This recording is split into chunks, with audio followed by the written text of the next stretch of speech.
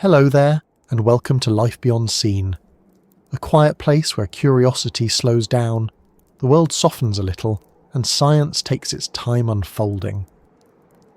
This channel was made for evenings like this, when the day has finally loosened its grip and your thoughts are ready to drift somewhere calmer, somewhere deeper. Tonight, we're going to talk about the ocean.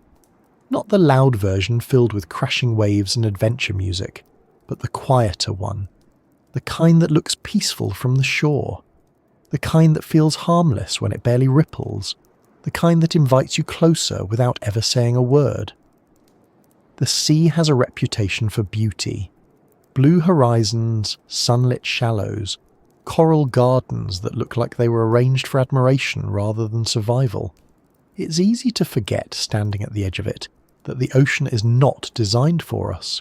It doesn't negotiate, it doesn't warn, and it doesn't care whether we understand it or not. Most of the time it lets us pass unharmed, and that generosity is exactly what makes it dangerous.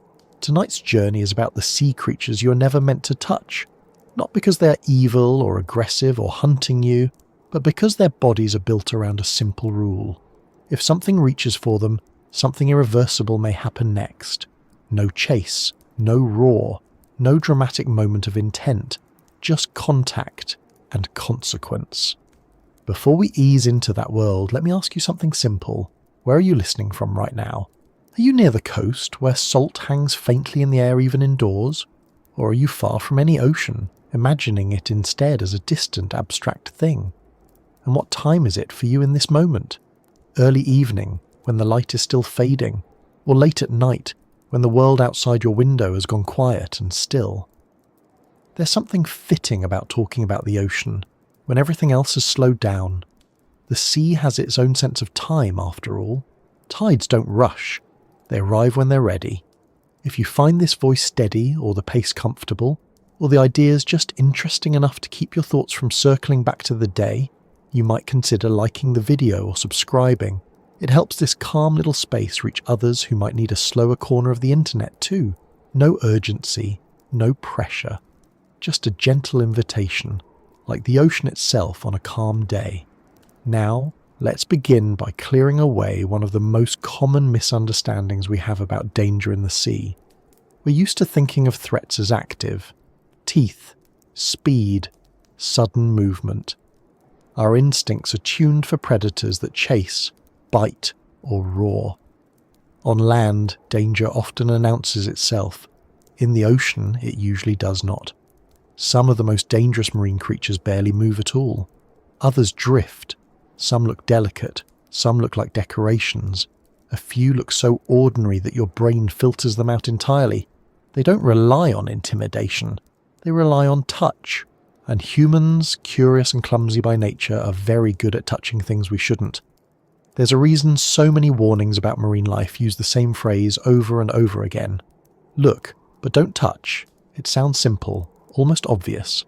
And yet, year after year, people reach out anyway. They poke, they prod, they lift, they pose for photos.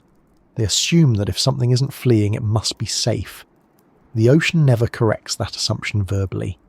It lets physics and chemistry do the talking instead. Venom in the sea often isn't delivered like a bite. It doesn't come with a warning lunge. It's embedded in spines, in tentacles, in microscopic barbs that fire automatically when pressure is applied. There is no decision being made in that moment. The creature doesn't become angry.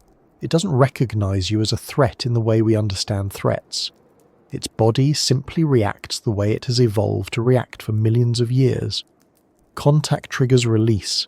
Release triggers pain. And pain, in some cases, is only the beginning.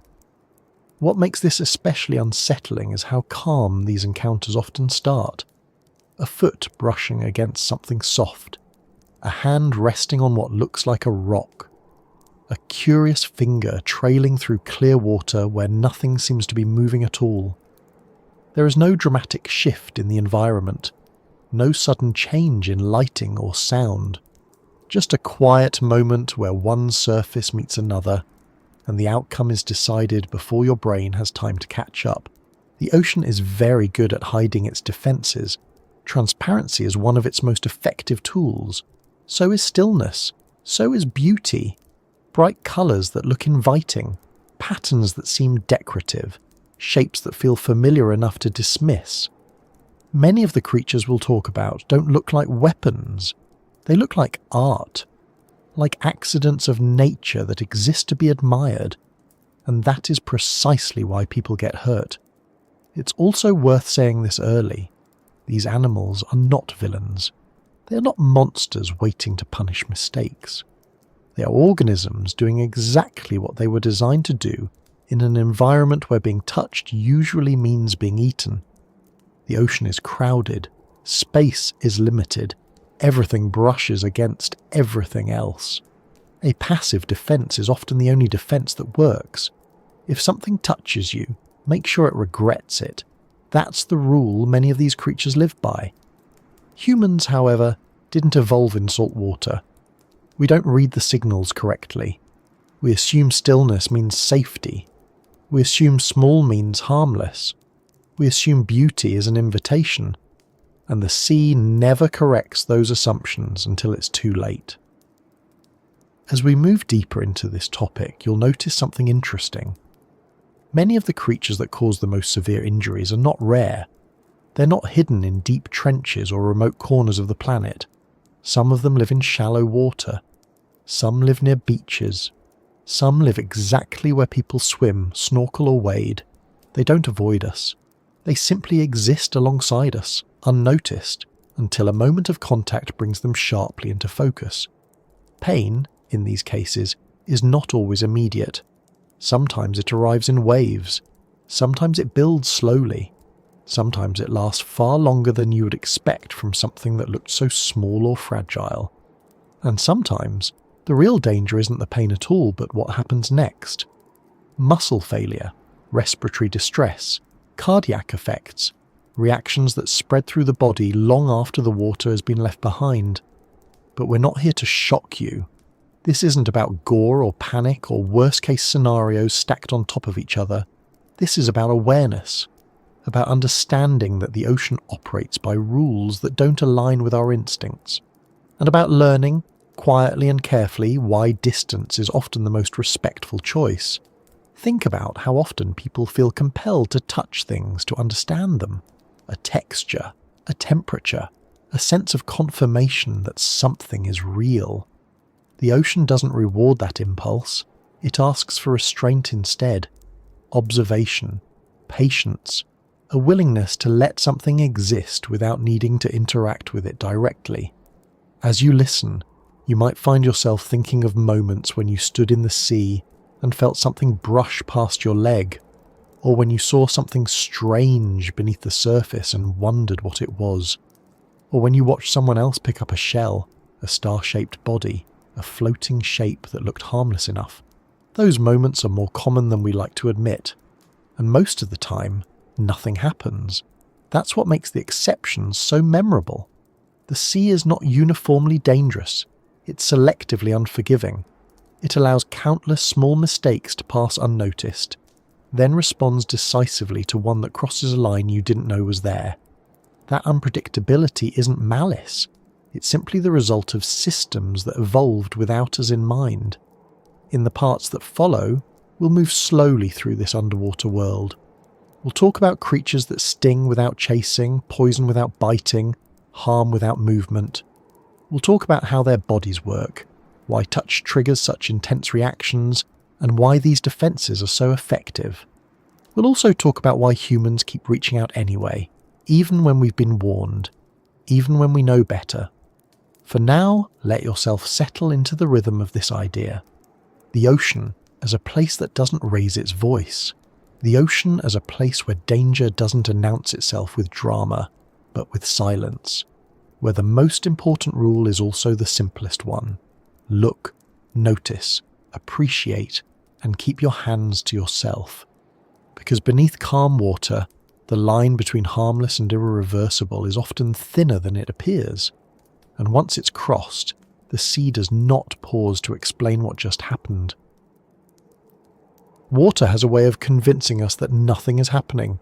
When the surface is smooth, when waves barely form, When sunlight turns the sea into a flat sheet of moving glass, our brains relax. Stillness, to us, means safety. It means rest. It means the absence of threat. On land, that assumption often works. A quiet field is unlikely to hide a charging animal. A calm room rarely contains sudden danger. We are conditioned, deeply and unconsciously, to trust environments that appear motionless. The ocean quietly takes advantage of that habit. Still water is not empty water. It is not inactive water. It is simply water where motion is not obvious to the human eye. Beneath that calm surface, currents slide past each other in different directions. Tiny organisms pulse and drift. Animals that rely on movement for survival remain perfectly still, not because they're resting, but because movement would betray them. In the sea, stillness is not the opposite of danger. It is often its most refined form. Many marine creatures evolved to disappear rather than flee. Chasing wastes energy. Escaping requires speed. Both are risky in an environment where everything eats something else. A body that blends in, stays quiet and waits has a better chance of surviving than one that announces itself with motion. Over time, this shaped an underwater world where the most effective defense is often invisibility combined with consequence. When humans enter this environment, we bring our land-based assumptions with us. We step into shallow water expecting to see danger coming. We expect movement to warn us. We expect sound, shadow, or sudden shifts to signal that something is nearby. But the ocean does not work that way. It does not highlight threats. It does not contrast danger against safety. It layers everything together and lets evolution sort out what survives contact. This is why so many dangerous encounters in the sea begin the same way, with nothing happening at all. A swimmer drifts, a snorkeler floats, a person wades slowly, feeling sand and stone underfoot. The water is clear. Visibility is good. The surface barely ripples. Everything looks calm enough to forget that this is not a designed environment. It is not curated. It is not meant to be intuitive. It is simply functioning as it always has. Still water encourages proximity. When the sea is rough, people are cautious. They keep their distance. They move deliberately. But when the water lies flat and quiet, it invites closeness. It invites hands to trail through it. It invites feet to step without looking. It invites curiosity to override caution. The absence of visible motion is read as an absence of risk. That interpretation is wrong far more often than we realize. Some of the most dangerous sea creatures rely entirely on stillness. They do not chase. They do not retreat. They do not signal distress. Their bodies are structured to deliver harm automatically when pressure is applied. The mechanism does not require awareness or intention. It requires only contact. In a calm sea, where movement is minimal, that contact becomes more likely, not less. Consider how easily the eye is fooled by water itself. Refraction bends light. Depth perception changes. Objects appear closer or farther than they are. Colours shift. Edges soften. What looks like a rock may not be solid. What looks like a plant may not be stationary. What looks like nothing at all may be a living organism perfectly adapted to vanish into its surroundings. Still water enhances this illusion. Without waves to distort reflections, the surface acts like a lens. It smooths visual information. It hides small movements. It flattens contrast. Your brain fills in gaps based on expectation rather than evidence. An expectation, in this case, tells you that if nothing is moving, nothing is wrong. But motion is not the metric the ocean uses to define danger. Many venomous marine animals are ambush defenders. They assume that if something touches them, it intends harm. In their world, that assumption is usually correct. Fish do not gently brush against one another by accident. Predators do not make casual contact. Touch almost always precedes injury or death. So the response to touch is immediate and absolute. Humans, however, are clumsy. We drift, we stumble, we reach, we kick without seeing, we rest our weight on surfaces that feel stable. In calm water, these movements feel safe, controlled, harmless, and that is exactly when they become dangerous. Stillness also disguises scale. A small, unmoving shape is often dismissed as insignificant. The human brain is good at categorizing threats by size. Large animals command attention, small ones are ignored. In the ocean, this hierarchy does not apply. Venom does not require mass.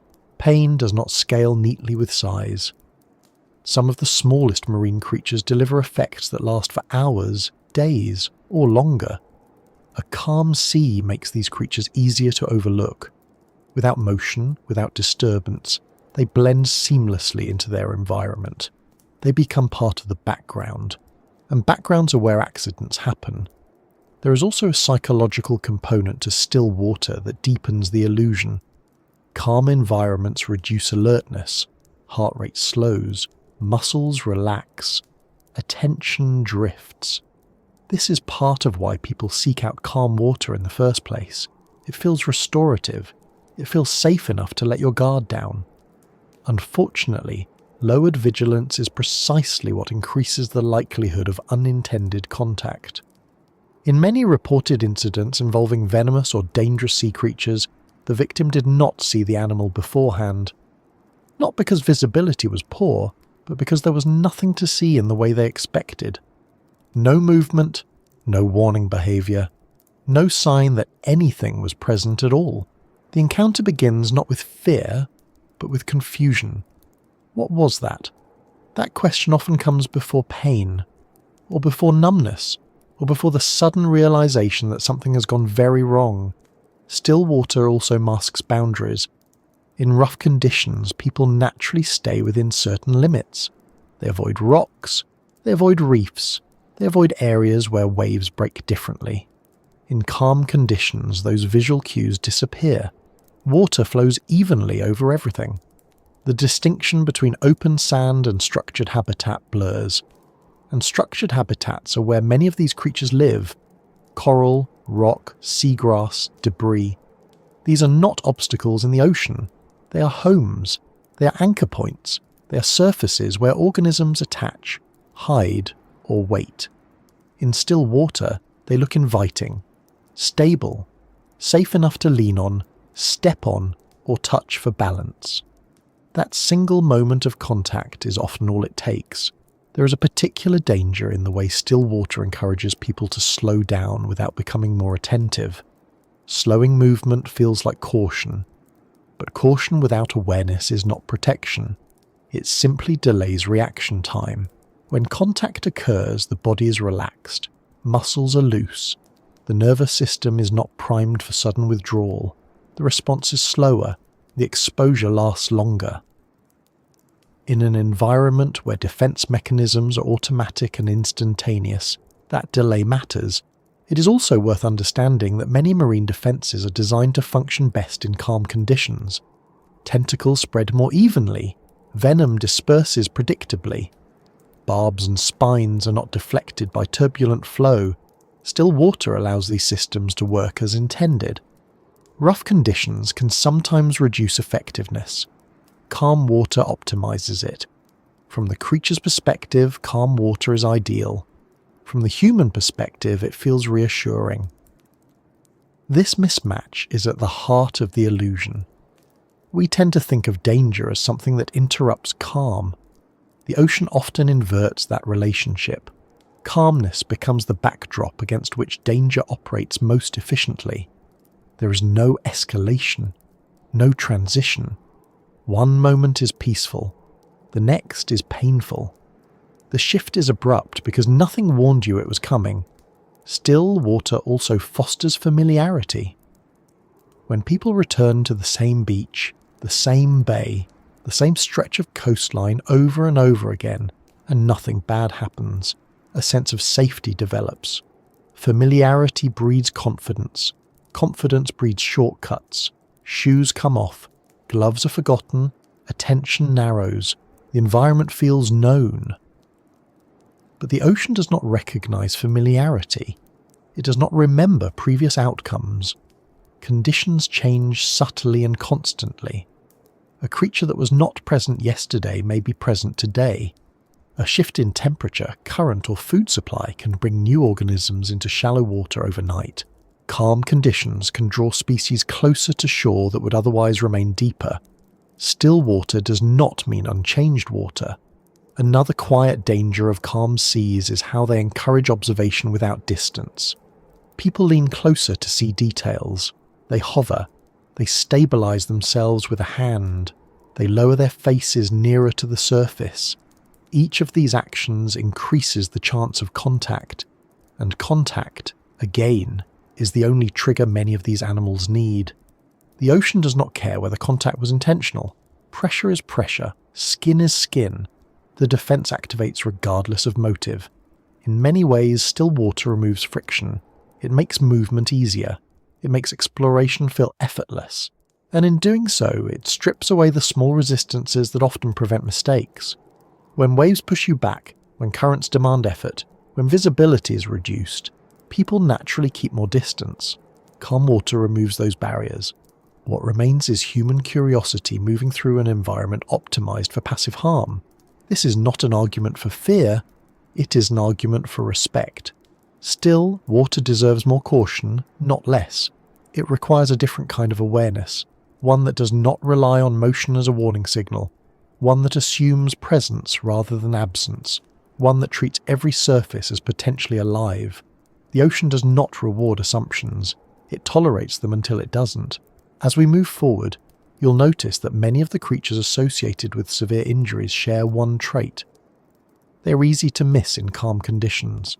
Some are transparent, some are patterned to match their surroundings, some are so still they may as well be part of the seafloor.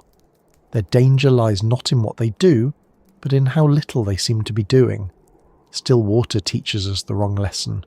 It teaches us to relax when we should be attentive, to reach when we should observe, to trust appearances in an environment that has never relied on them.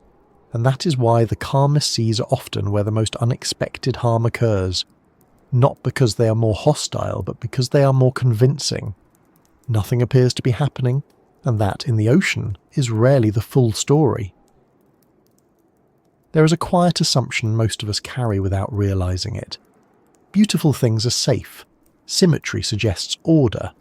Bright colors suggest health. Delicate shapes suggest fragility. On land, that assumption often works well enough. A flower does not usually bite. A butterfly does not carry consequences in its wings. Beauty in many everyday contexts feels like reassurance. The ocean does not follow that rule. Underwater, beauty is rarely decoration. It is communication. It is chemistry made visible. It is a warning written in colour, shape and pattern, aimed not at humans, but at anything with instincts sharp enough to understand it. When we enter that world, we admire the signal without speaking the language it was meant to convey. Many of the most dangerous sea creatures are visually striking, not by accident, not as an aesthetic flourish, but because standing out can be just as effective as hiding.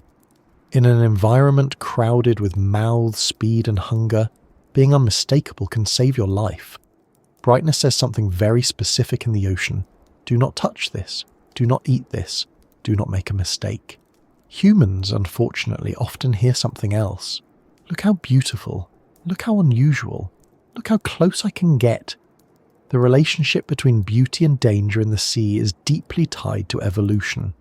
Predators learn quickly. A fish that eats something toxic and survives does not forget the experience.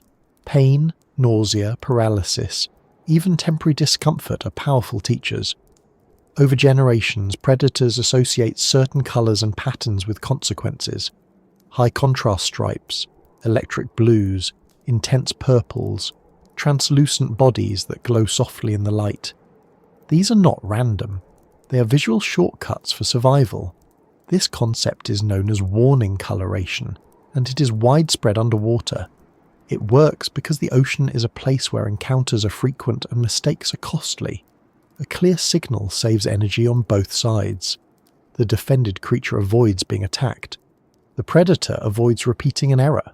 the system stabilizes. Humans, however, are not part of this feedback loop. We did not evolve eating reef organisms.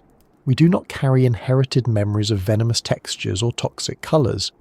Our brains did not learn, over thousands of generations, that a certain shade of blue means paralysis, or that a delicate fringe means pain. We see beauty stripped of its original meaning. In calm, clear water, that disconnect becomes especially pronounced. Colours appear more saturated, shapes are sharper. The ocean turns into a gallery. Corals look sculpted. Soft-bodied animals ripple gently. Everything feels curated for observation, and the urge to get closer grows stronger. Beauty lowers defences. It invites trust. It encourages touch. There is also something deeply human about wanting to confirm beauty through contact, to feel texture, to test softness, to see if something that looks fragile actually is. This impulse is harmless in many contexts. It becomes dangerous underwater, where touch is interpreted very differently. Some marine animals rely almost entirely on their appearance for protection. They do not flee, they do not hide, they advertise. Their bodies are billboards saying this will hurt. But advertising only works if the viewer understands the message. When the viewer does not, the signal fails, and the consequences fall on the one who reached out. One of the most unsettling aspects of this is how gentle many of these creatures appear. There is no visual aggression, no sharp angles, no obvious weaponry. Tentacles drift softly, spines are small, evenly spaced, almost decorative. The danger is not obvious because it is not meant to be obvious to us. It is meant to be obvious to predators who have learned what those features mean. Beauty in the ocean is often paired with passivity. Many dangerous species do not chase. They do not react visibly when approached. They simply continue existing. This reinforces the illusion that they are harmless. If something doesn't move away from you, your brain assumes it does not perceive you as a threat. And if it does not perceive you as a threat, it must not be threatened itself. That logic teaches the wrong lesson. In reality, stillness combined with beauty often means confidence. The organism does not need to flee because it does not need to. Its defense is already in place. The barrier is not distance or speed, it is chemistry. Venom in marine environments is frequently delivered through structures that look delicate. Thin spines, fine hairs, soft tissue. These mechanisms evolved to be efficient, not intimidating. They activate through pressure, not pursuit. Touch triggers release, the body does the rest. What makes this especially deceptive is how slow the initial moment can feel. There is no dramatic shift when contact occurs, no immediate visual cue that something has gone wrong. Sometimes there is not even pain at first, just a strange sensation, a warmth, a tingling. The realization that something unexpected has happened comes later. Beauty also encourages photography, and photography changes behaviour.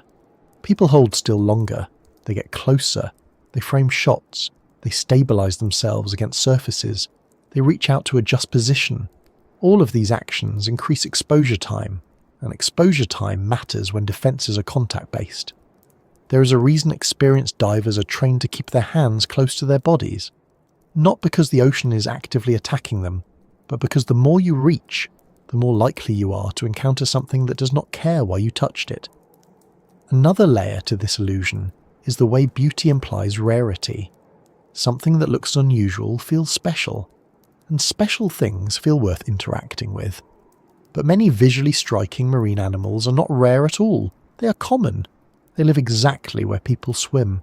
They survive precisely because their warning signals usually work on the creatures that share their environment. Humans bypass that filter. The irony is that some of the dullest looking marine animals are the safest to interact with, while some of the most visually stunning are the ones you should never approach. Our aesthetic instincts are misaligned with underwater reality. We're drawn toward the very things that evolved to repel attention. Colour itself behaves differently underwater. Reds fade quickly with depth. blues and greens dominate. This changes how warning signals are perceived. Many dangerous species use colours that remain visible even as light diminishes. High contrast patterns stand out in murky conditions. Bioluminescence draws the eye in darkness. These features are not accidental. They are carefully tuned to the physics of water. Humans, floating near the surface or in shallow water, often see these signals at their most vivid. Sunlight enhances them. Clear conditions amplify them. The result is a visual experience that feels almost unreal, too perfect, too inviting. The brain interprets that intensity as beauty rather than caution. There is also a cultural factor at play. We are taught from a young age to associate bright colours with positivity. Toys, clothing, art. Colourfulness feels friendly. It feels expressive. It feels safe. This conditioning follows us into the sea, where it becomes a liability. In underwater ecosystems, brightness often means chemical defense, toxicity, venom, irritation. The language is inverted. Beauty also masks vulnerability. Many of these creatures are physically soft. They can be injured easily. That softness makes them appear harmless. But softness in the ocean often pairs with toxicity. A soft body cannot rely on armour or speed. It relies on making itself unpleasant to touch. Humans mistake softness for safety. This misunderstanding extends to the way people describe their encounters afterward. They often say they didn't think it would do anything. It looked so gentle. It didn't move. It was just sitting there. These descriptions reveal the assumption at work. Action is equated with threat. Stillness is equated with peace. The ocean teaches the opposite lesson. Another subtle effect of beauty is how it narrows focus. When people encounter something visually striking, attention centers on the object itself. Peripheral awareness drops. Surroundings fade. This tunnel vision increases the chance of secondary contact. A hand reaches out and brushes against something else nearby. A foot shifts and lands on something unseen. Beauty captures attention at the expense of caution. In many cases, the most severe injuries occur not from the object of fascination itself, but from what lies just beside it. Beauty also creates a false sense of permission. Something that looks ornamental feels like it exists to be seen, to be appreciated, to be part of the human experience. But marine life does not exist for observation. It exists for survival. Beauty is not an invitation. It is a boundary marker. This is perhaps one of the hardest lessons for humans to internalize. We like to believe that appreciation is harmless, that admiration is respectful, and it can be if it remains distant. The problem arises when appreciation turns into interaction. In the ocean, interaction is rarely neutral. The creatures that rely on beauty as a warning do not escalate. They do not issue second notices. Their defenses are binary, touched or not touched, activated or dormant. There is no middle ground. This makes them efficient. It also makes them unforgiving. It is worth noticing how often people describe these animals as surprising. The surprise comes not from their existence, but from the mismatch between appearance and outcome. Something that looked beautiful caused pain. Something that looked delicate caused injury. The brain struggles to reconcile those facts because they contradict deeply held assumptions. The ocean does not care about those assumptions. As we continue deeper into this world, you will see the same pattern repeat. Creatures that look like decorations. Creatures that look unreal. Creatures that seem designed to be admired rather than avoided. And each time, the danger lies not in aggression, but in misunderstanding. Beauty underwater is not reassurance, it is information. It is a message written in a language humans were never meant to read instinctively. The safest response is not fear, but distance. Not panic, but restraint. Look carefully, appreciate fully. And remember that in the sea, the most beautiful things are often telling you something very specific. Do not touch. Touch feels harmless. It is one of the first ways we learn about the world. As children, we reach before we think. Texture, temperature, resistance, softness. These sensations teach us what something is long before language does. Even as adults, touch remains reassuring. It confirms reality. It grounds us. It tells us that what we're seeing is real, solid, present. The ocean does not share this understanding. Underwater, touch is rarely neutral. It is not a question. It is a statement. And the statement it makes is almost always interpreted the same way. Something is attacking. Something is trying to eat. Something has crossed a boundary that evolution has made very clear. This is where so many encounters go wrong. Not because someone was reckless in an obvious way, but because they relied on a deeply human instinct in a place where that instinct carries consequences. When a hand reaches out underwater, it feels slow and controlled. Water resists movement. Motions are dampened. There is a sense of gentleness, as if nothing abrupt could possibly happen in such a softened environment. That sensation is misleading. The water slows you down, not the reaction of what you touch. Chemical defenses fire instantly. Mechanical triggers activate the moment pressure is applied. There is no delay built in for interpretation. From the human side, touch often feels exploratory. From the marine side, touch feels final. One of the most important things to understand is that many dangerous sea creatures do not have a concept of warning escalation. On land, animals often go through stages. They posture, they vocalize, they retreat, they charge. These behaviors create opportunities to back away. Underwater, especially among smaller or softer-bodied organisms, escalation is inefficient. It wastes energy. It invites injury. The safer strategy is to make the first contact the last one. That is why so many marine defenses are passive. They are always present, always armed, always ready. Touch is not met with a decision. It is met with a reflex. Humans are not used to that. When people touch something underwater, it is often because they believe they have time to pull away, time to assess, time to react if something goes wrong. That belief comes from environments where threats move, chase, or signal intent. The ocean removes that window. The reaction happens at the same instant as the contact. In many cases, the person does not even realize they have touched something alive until after the defense is activated. A hand brushes against a surface that feels softer or sharper than expected. A foot lands on something that does not behave like sand or rock. The recognition comes a fraction of a second too late. That fraction matters. Touch becomes a mistake, not because it was forceful, but because it was unnecessary. Because observation would have been enough. Because distance would have prevented the entire chain of events. There is also a strong misconception about intention. People often assume that if they touch something gently, it will respond gently. That logic assumes reciprocity. It assumes the other organism understands degrees of contact. Underwater, pressure is pressure. Nerve endings respond to deformation, not intention. A light touch can trigger the same response as a heavy one. Some defenses are even more sensitive to gentle contact. Fine barbs, microscopic harpoons, and chemical cells are designed to activate with minimal force.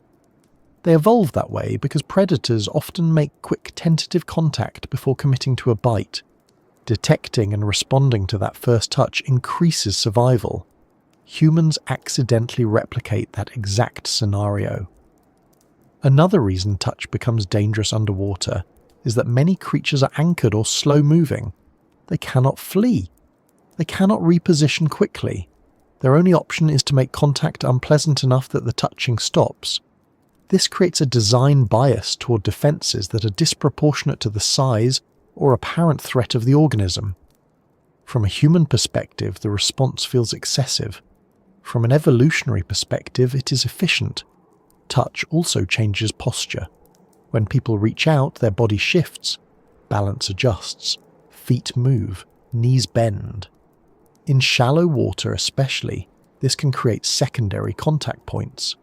A hand touches one organism, a foot lands on another. A knee brushes against something unseen. The initial touch destabilizes the body, increasing exposure. This cascade happens quickly and quietly. Many injuries occur not from a single point of contact, but from multiple brief contacts in rapid succession. Each one adds to the overall effect. Each one triggers its own response. The person may not realize how many times contact occurred until symptoms escalate. Another factor is how touch interacts with surprise. The moment of unexpected sensation causes reflexive movement. Hands jerk back, legs kick, bodies twist. These reflexes are fast and uncontrolled. They often result in additional contact. What began as a single mistake multiplies before conscious thought can intervene. Stillness would have been safer, but stillness is rarely the instinctive response to pain. Touch also bypasses one of the ocean's few built-in safety margins: vision. Many dangerous creatures rely on being seen and avoided. Their colours, shapes and positions are meant to signal boundaries. Touch ignores those signals entirely. It skips the interpretive step and moves straight to violation. In that sense, touch is the most dangerous form of curiosity underwater. It is also important to recognise how often touch happens unintentionally. People are not always reaching out to grab something. Sometimes they are steadying themselves, sometimes they are pushing off the bottom, sometimes they are adjusting equipment, sometimes they simply lose balance. The mistake is not curiosity but proximity. This is why experienced divers and swimmers emphasise body control, keeping hands close, maintaining buoyancy, avoiding contact with the environment altogether, not because everything is dangerous, but because enough things are dangerous that contact should never be casual. The ocean does not differentiate between accidental and deliberate touch. Neither does Venom.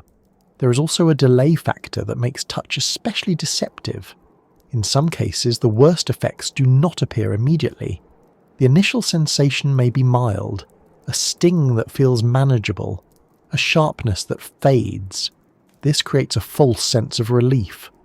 The person believes the danger has passed. Then symptoms intensify. This delay encourages further mistakes. People continue swimming. They continue moving. They may even touch the same organism again without realizing it. By the time the seriousness becomes clear, the exposure has already increased. Touch also creates a sense of ownership. When someone touches something, it feels familiar, less threatening. This can lead to repeated contact. People rationalize the risk after the first touch seems harmless. They assume the lack of immediate catastrophe means safety. The ocean does not operate on cumulative warnings. It does not scale its response based on how many chances you have had. Each contact is treated as new. One of the more subtle dangers of touch is how it shifts attention inward. Pain draws focus to the body. Awareness narrows. The environment becomes secondary. This increases the likelihood of additional hazards. Currents go unnoticed. Depth changes are ignored. Orientation is lost. Touch starts a chain reaction that extends beyond the initial injury. All of this unfolds in an environment that already challenges human physiology: breath control, buoyancy, temperature regulation. Adding injury to that mix compounds risk rapidly. It is also worth noting that many dangerous marine creatures do not look dangerous even up close. Texture can be misleading.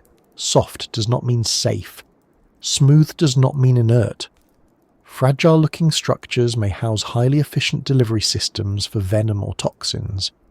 Humans are trained to associate danger with hardness, sharpness, aggression. The ocean often reverses those associations. Touch also creates chemical exchange. Skin is permeable. Cuts, scrapes and microabrasions are common in salt water. Venoms and toxins enter more easily than people expect.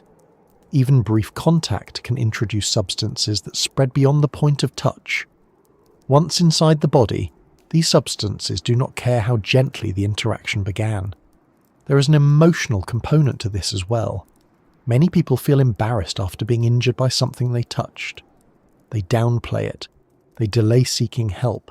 They rationalize the pain.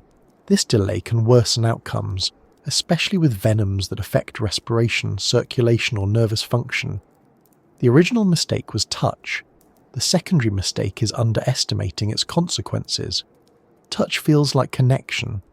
Underwater, it is more accurate to think of it as a crossing, a boundary between two systems that were not designed to interact directly. One system reacts defensively. The other system experiences that reaction as harm. Neither side is malicious. Neither side is wrong. But the outcome is uneven. As we move forward, you will notice that many of the most serious incidents share a simple origin. Someone reached out. Someone stepped without looking. Someone assumed contact would be harmless. The mistake was not dramatic. It was ordinary. That is what makes it so important to understand. The ocean is not a museum with interactive exhibits. It is not a tactile experience. It is a place where distance is safety and observation is enough. Touch is not required to appreciate complexity. It is not necessary to confirm beauty. It does not add understanding. It only adds risk. When touch becomes a mistake, it is rarely because someone wanted to do something dangerous. It is because they brought a land-based instinct into an environment where that instinct no longer applies. And the ocean, indifferent and efficient, responds the same way every time. Speed is what we fear most instinctively. On land, danger usually announces itself through movement, a sprint, a lunge, a sudden rush of sound and force. Our nervous systems are tuned to react to acceleration. We notice what moves quickly because quick things can catch us. This bias follows us into the water, where it quietly betrays us. Some of the most dangerous marine creatures move slowly. Some barely move at all. They drift. They rest. They pulse with unhurried rhythms that feel almost calming to watch. They do not chase. They do not pursue. They do not close distance with urgency. And because of that, they're often dismissed as harmless. This is a profound misunderstanding. Slowness in the ocean is not weakness. It is efficiency. It is the result of bodies that do not need speed, because their defense does not depend on pursuit. They do not need to outrun danger. They only need to outlast contact. Their lethality is not measured in seconds, but in certainty. The phrase slow killer sounds dramatic, but underwater it describes a very specific mechanism. These creatures do not cause instant collapse. They do not overwhelm the body in a single violent moment. Instead, they introduce a process, a cascade, something that unfolds gradually, quietly, sometimes deceptively. The danger is not the moment of contact itself, but what follows. This makes them especially dangerous to humans. When something happens slowly, people underestimate it. We are wired to respond to immediate threats. Pain that explodes demands attention. Pain that builds whispers. It invites negotiation. It encourages denial. A slow onset gives the illusion of control, even when none exists. Many marine venoms and toxins are designed this way, not because they are gentle, but because their purpose is not to kill outright. Their purpose is to disable, to deter, to make the predator stop, retreat, or learn. Death, if it happens, is incidental. Evolution favours survival, not spectacle. Humans interpret this slowness as survivability. They assume that if they are still conscious, still moving, still able to think, the danger must be limited. This assumption is one of the most consistent factors in serious outcomes. The slowest killers beneath the surface rarely look threatening.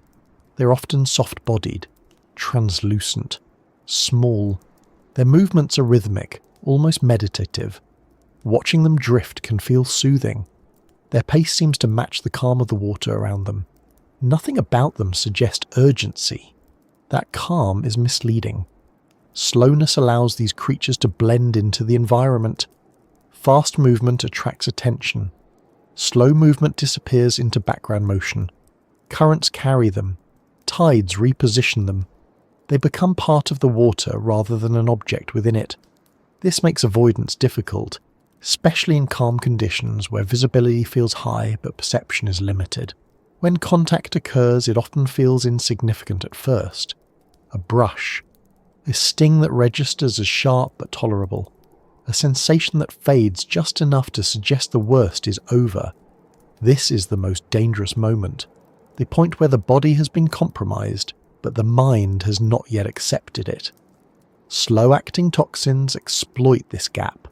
Some interfere with nerve transmission, others disrupt muscle control, some affect heart rhythm or breathing efficiency.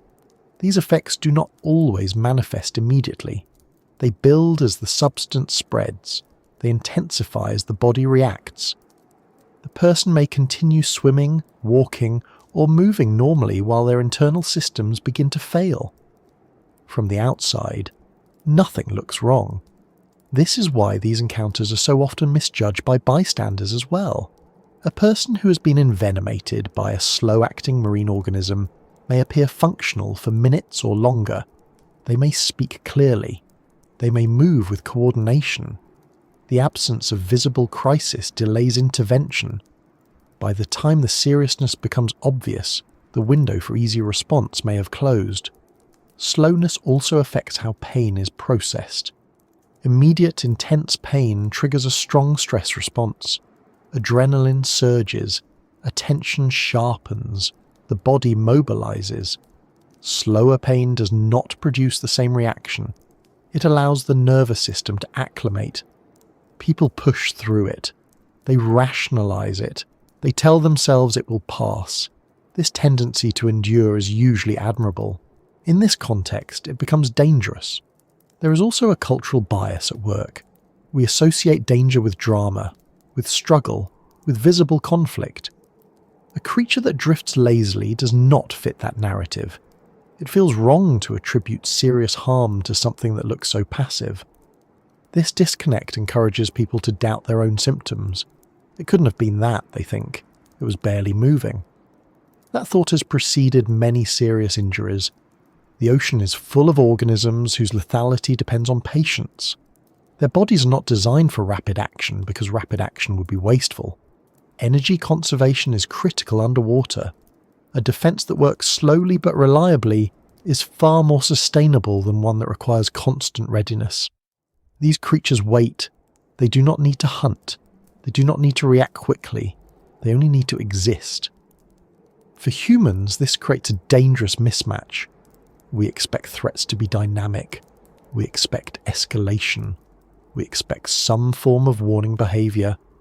When none appears, we relax. The slowest killers offer no warning beyond their presence. Another factor that makes slowness dangerous is how it interacts with distance. Fast threats often maintain space. They charge or retreat. Slow threats allow proximity. People linger. They observe. They hover. They feel safe enough to stay close. Prolonged proximity increases the chance of repeated contact. Repeated contact increases exposure. Even without multiple touches, slowness allows toxins time to spread before the person leaves the water.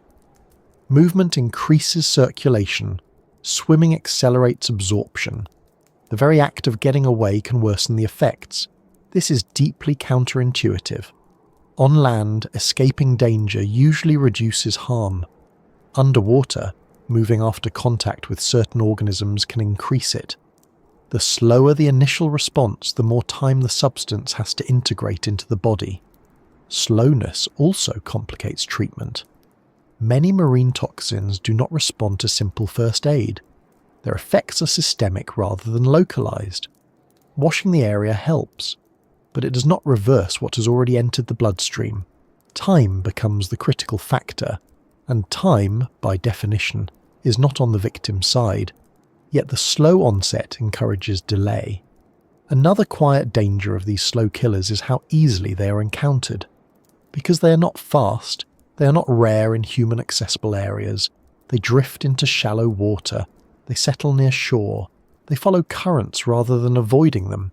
Beaches, bays, and reefs are not barriers to them. In some cases, calm conditions increase their concentration. Reduced wave action allows them to accumulate. Still water holds them in place. What looks like a perfect swimming day may also be an ideal environment for these organisms to persist near the surface. People enter the water expecting calm to mean safety. They encounter slowness and interpret it as harmlessness. The stage is set. There is also a philosophical discomfort in acknowledging danger from something slow. It challenges the idea that survival depends on vigilance and reaction speed. It suggests that harm can come without warning, without drama, without a clear antagonist. This is unsettling. It undermines the sense of control people like to feel in natural environments, so the mind resists it. But the ocean does not negotiate with comfort. Some of the slowest marine killers do not even look like animals. They resemble debris, plants, floating scraps of organic matter. This further reduces caution. The human brain categorizes them incorrectly. It assigns them to the background. Interaction becomes casual. By the time the mistake is recognized, the process is already underway. Slowness also affects memory. Events that unfold gradually are harder to recall clearly. The timeline blurs. People struggle to identify exactly when contact occurred or what caused it. This complicates diagnosis and response. Uncertainty replaces clarity. "I don't know what touched me" becomes a common refrain. This uncertainty adds to the danger. Without a clear cause, symptoms may be misattributed. Treatment may be delayed or misdirected. The slow killer benefits from ambiguity. None of this means the ocean is deliberately deceptive. It means that its rules are not aligned with human intuition. Slowness underwater is not a sign of safety. It is often a sign of confidence. Creatures that move slowly are telling you something without words.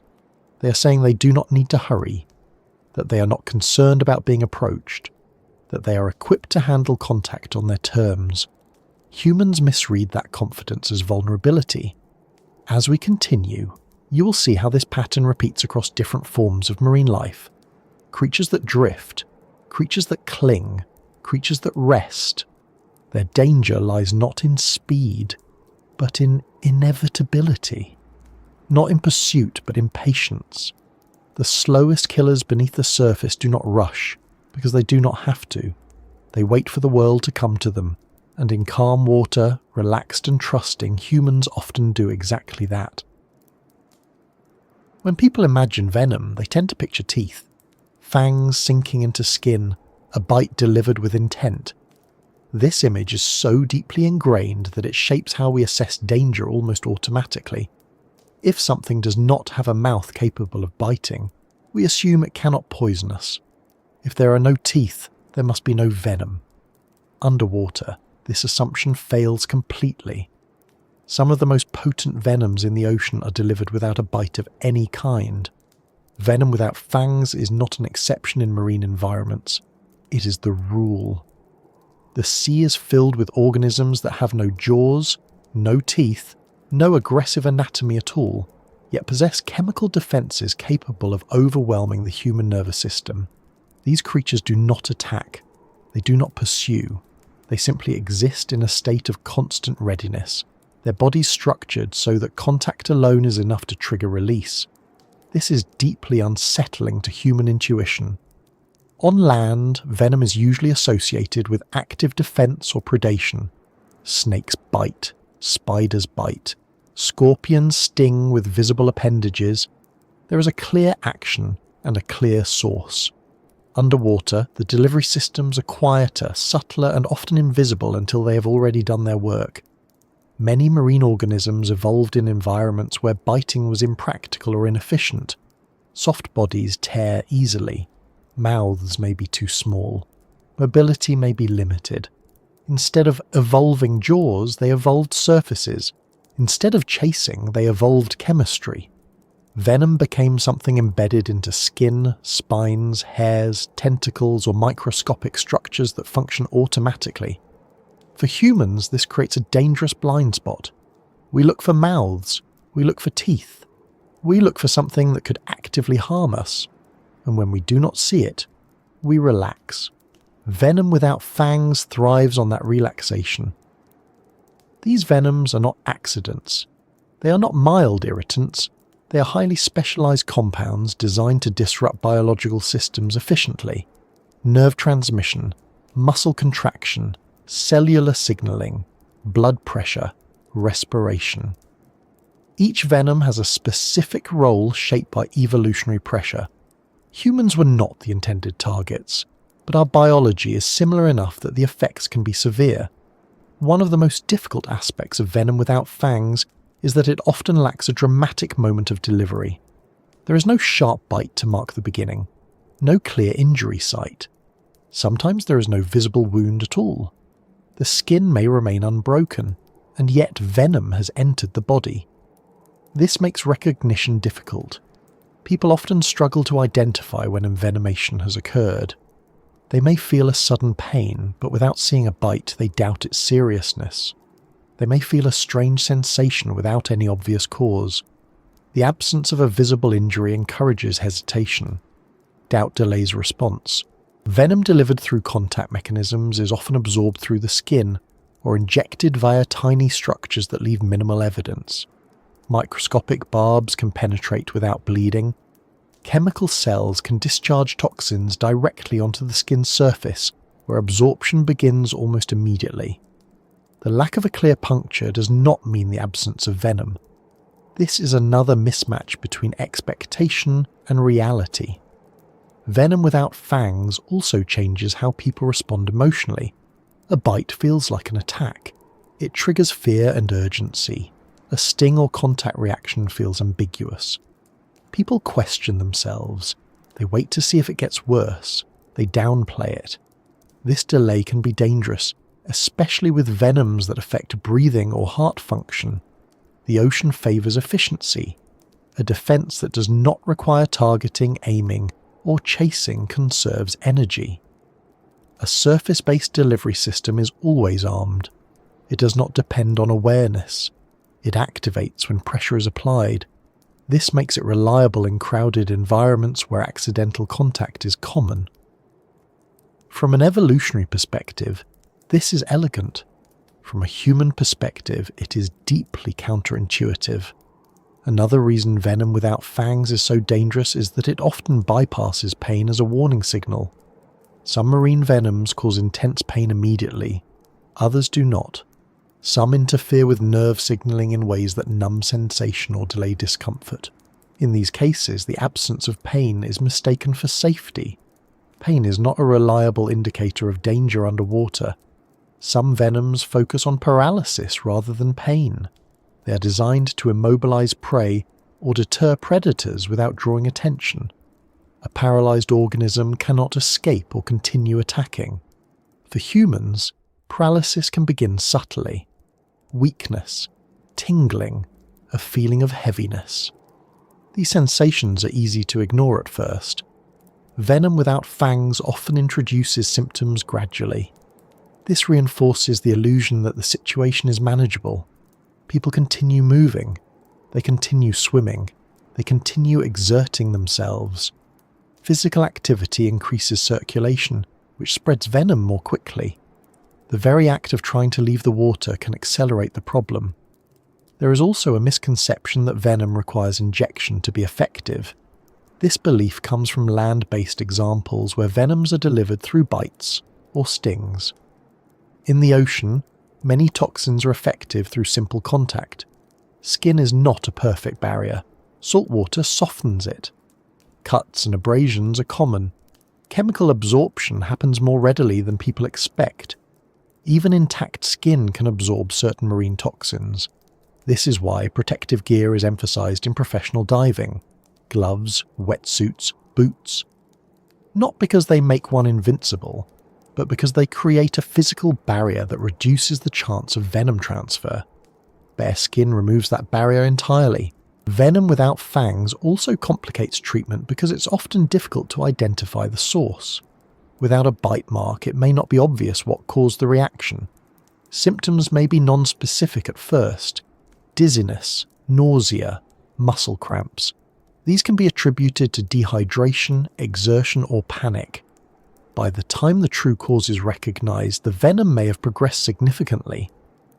Another unsettling feature of these venoms is how precisely they interact with human physiology. Many marine toxins evolved to target systems that are conserved across species, ion channels in nerves, calcium signaling in muscles. These mechanisms are similar in fish, invertebrates, and humans. A toxin designed to stop a predator's movement can affect a human heart or diaphragm. The ocean did not evolve with human safety in mind. Venom without fangs also challenges the idea of proportionality. People expect large threats to cause large harm. They expect small, soft or passive organisms to cause minor irritation at most. Marine venoms ignore this expectation. Potency is not linked to size or aggression. It is linked to chemistry. A creature that could fit in the palm of your hand may carry enough venom to cause systemic effects. This disconnect creates disbelief. People question whether such a small thing could really be responsible for what they are feeling. This disbelief delays response and complicates communication with others. Explaining symptoms without a visible injury can feel awkward or dramatic. This social hesitation adds another layer of risk. Venom without fangs is also difficult to respect intuitively because it does not fit the narrative of predator and prey. It feels unfair. Something that does not chase you should not be able to harm you. Something that does not bite should not be able to poison you. These assumptions are deeply human. The ocean does not share them. Many of these venoms exist not to kill, but to create distance, to make contact unpleasant enough that it does not happen again. In their natural context, they work extremely well. Predators learn quickly. Humans, encountering them rarely, do not benefit from that learning curve. We make the mistake once. There is also a sensory mismatch. Venom delivery through fangs often comes with tactile feedback, pressure, penetration, a clear cause and effect moment. Venom without fangs may feel diffuse, a spreading sensation, a tingling that moves beyond the point of contact. This ambiguity makes it harder to localize and harder to explain. The lack of a focal point makes the experience feel unreal. Another factor is how often people confuse venom with poison. Venom is delivered through a mechanism. Poison is ingested or absorbed. Many marine toxins blur this distinction. They are delivered passively through contact, absorbed through skin, and act systemically. This hybrid nature makes them harder to conceptualize. Without a clear category, people struggle to assess risk. Venom without fangs also changes how people behave around marine life. They may feel emboldened around creatures that lack obvious weapons. They may assume that if an organism cannot bite, it cannot harm. This leads to closer interaction with exactly the wrong kinds of animals. Education helps, but instinct is powerful. And instinct tells us to watch mouths. The ocean teaches a different lesson. It teaches us to watch surfaces. As we move forward, you will see how this principle repeats across many forms of marine life. Tentacles that deliver venom without a bite, spines that inject without pursuit, cells that discharge toxins without awareness. Each one represents a solution to the same problem: how to defend without chasing, how to deter without teeth. Humans enter this system unprepared. Our assumptions are wrong. Our instincts are misaligned. We look for fangs and fail to see danger written across an entire body. Venom without fangs is not an anomaly. It is a reminder that the ocean operates on rules that evolved long before we arrived and will persist long after we leave. There is no malice in it, no intent, just chemistry doing what chemistry does when boundaries are crossed. And in a place where touch alone is enough to cross that boundary, the absence of teeth should never be mistaken for safety. There is something deeply unsettling about danger you cannot see. On land, even hidden threats usually leave clues: a rustle in tall grass, a shadow where there should not be one, a sound that doesn't match the environment. Our senses evolved to notice irregularities, to catch movement at the edge of vision, to react when something breaks the pattern. The ocean removes many of those cues. In water, visibility feels deceptive. Clear water gives the impression of full awareness, as if nothing important could escape notice. Light penetrates. Colours appear vivid. The world seems open and readable. But much of the ocean's danger exists beyond the limits of human perception, not because it is far away, but because it is structured to be missed. Invisible drifters are not rare accidents. They are a strategy. Many marine organisms survive by letting the water do the work. They drift rather than swim. They float rather than chase. Currents carry them into contact with whatever happens to be in their path. Energy is conserved. Risk is reduced. The ocean is never still, even when it looks calm, and these creatures exploit that constant motion. To a human observer, drifting feels passive. It feels unintentional. Something that does not steer itself cannot be dangerous, we assume. Something that moves only because the water moves must be harmless. This assumption is one of the most persistent and costly mistakes people make in the sea. Drifting does not mean defenseless. It often means optimized.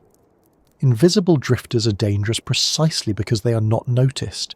Some are transparent, others are nearly so. Their bodies bend light instead of blocking it. Edges blur, shapes dissolve into background shimmer. Even when you are looking directly at them, your brain struggles to separate them from the water itself. Human vision is not designed for this environment. We rely on contrast, outlines, and stable reference points. Water distorts all three. Refraction shifts apparent position. Movement of the surface breaks outlines. Light scattering reduces depth cues. A drifting organism can be inches from your face and remain functionally invisible. This invisibility is not accidental. Transparency evolved because it works. Predators miss what they cannot see. Prey drifts past danger undetected. Defense mechanisms embedded in these bodies are rarely tested because contact is infrequent. When contact does occur, it is usually enough to ensure it does not happen again. Humans, however, do not benefit from that learning process. Invisible drifters often rely on contact-based defenses. They do not need to announce themselves. They do not need to warn. Their survival does not depend on avoidance alone. If something runs into them, chemistry resolves the encounter. What makes this particularly dangerous is how contact often happens without awareness. A swimmer moves forward. Snorkeler exhales and glides. A leg kicks gently. The drifting organism does not move out of the way. It has no reason to. The water brings the human to it. The first sign that contact has occurred is not visual. It is sensory. Sometimes it is pain. Sometimes it is heat. Sometimes it is a strange tingling that doesn't immediately register as injury. The brain scrambles to interpret the sensation, but without a visible source, confusion dominates. What just happened? What did I touch? Where is it? By the time these questions form, the organism has already drifted away. This is one of the most disorienting aspects of invisible drifters. The source of harm is often gone before it is understood. There is no clear object to point to, no threat to avoid afterward. The environment looks unchanged, calm, empty. This creates a false sense of safety after the fact. People assume the danger has passed because they can no longer see it. They remain in the water. They continue moving. They may encounter the same organism again without realizing it. Living traps operate on a slightly different principle, but the result is similar. A living trap is an organism whose structure encourages contact rather than avoiding it. These creatures are not necessarily invisible, but they are misleading. They appear stationary, harmless, sometimes even useful. They resemble rocks, plants, debris, or empty space. Their bodies create pockets, surfaces, or shapes that invite interaction. Humans are drawn to stability.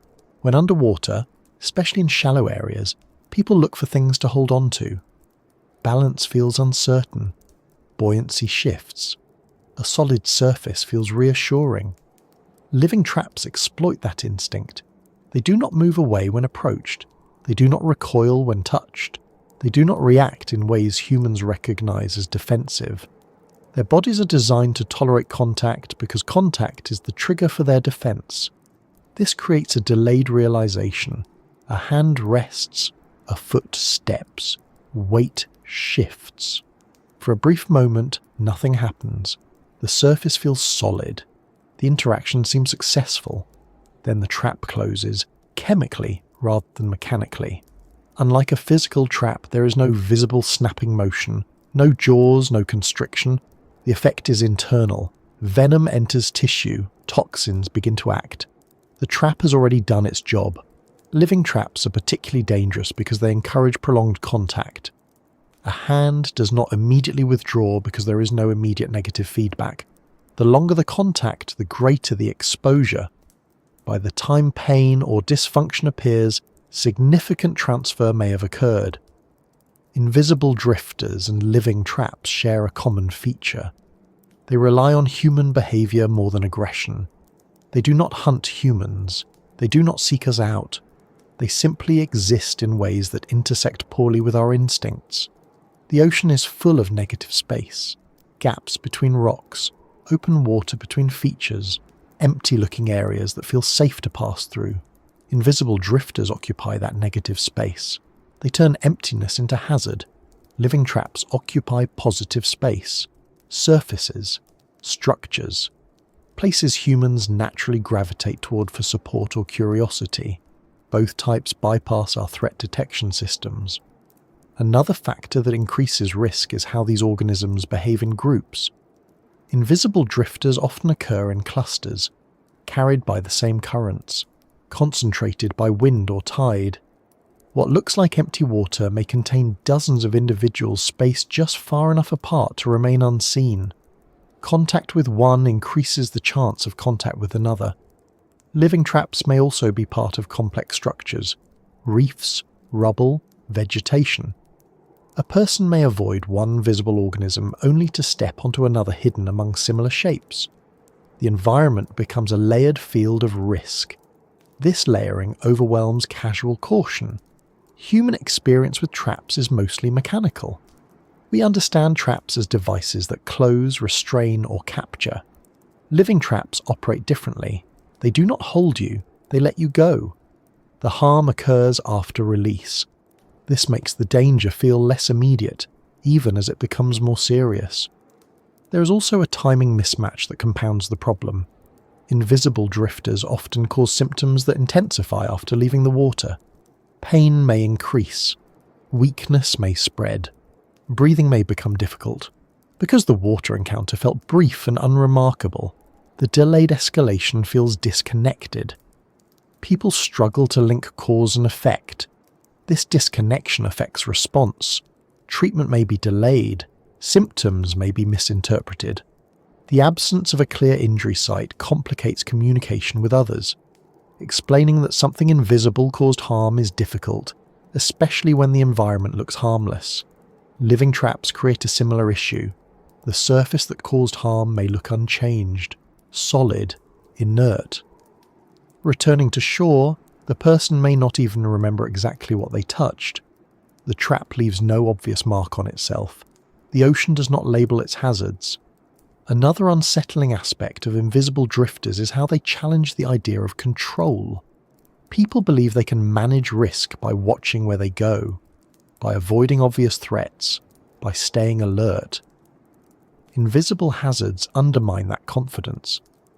They suggest that awareness alone is insufficient. This realization is uncomfortable, so the mind resists it.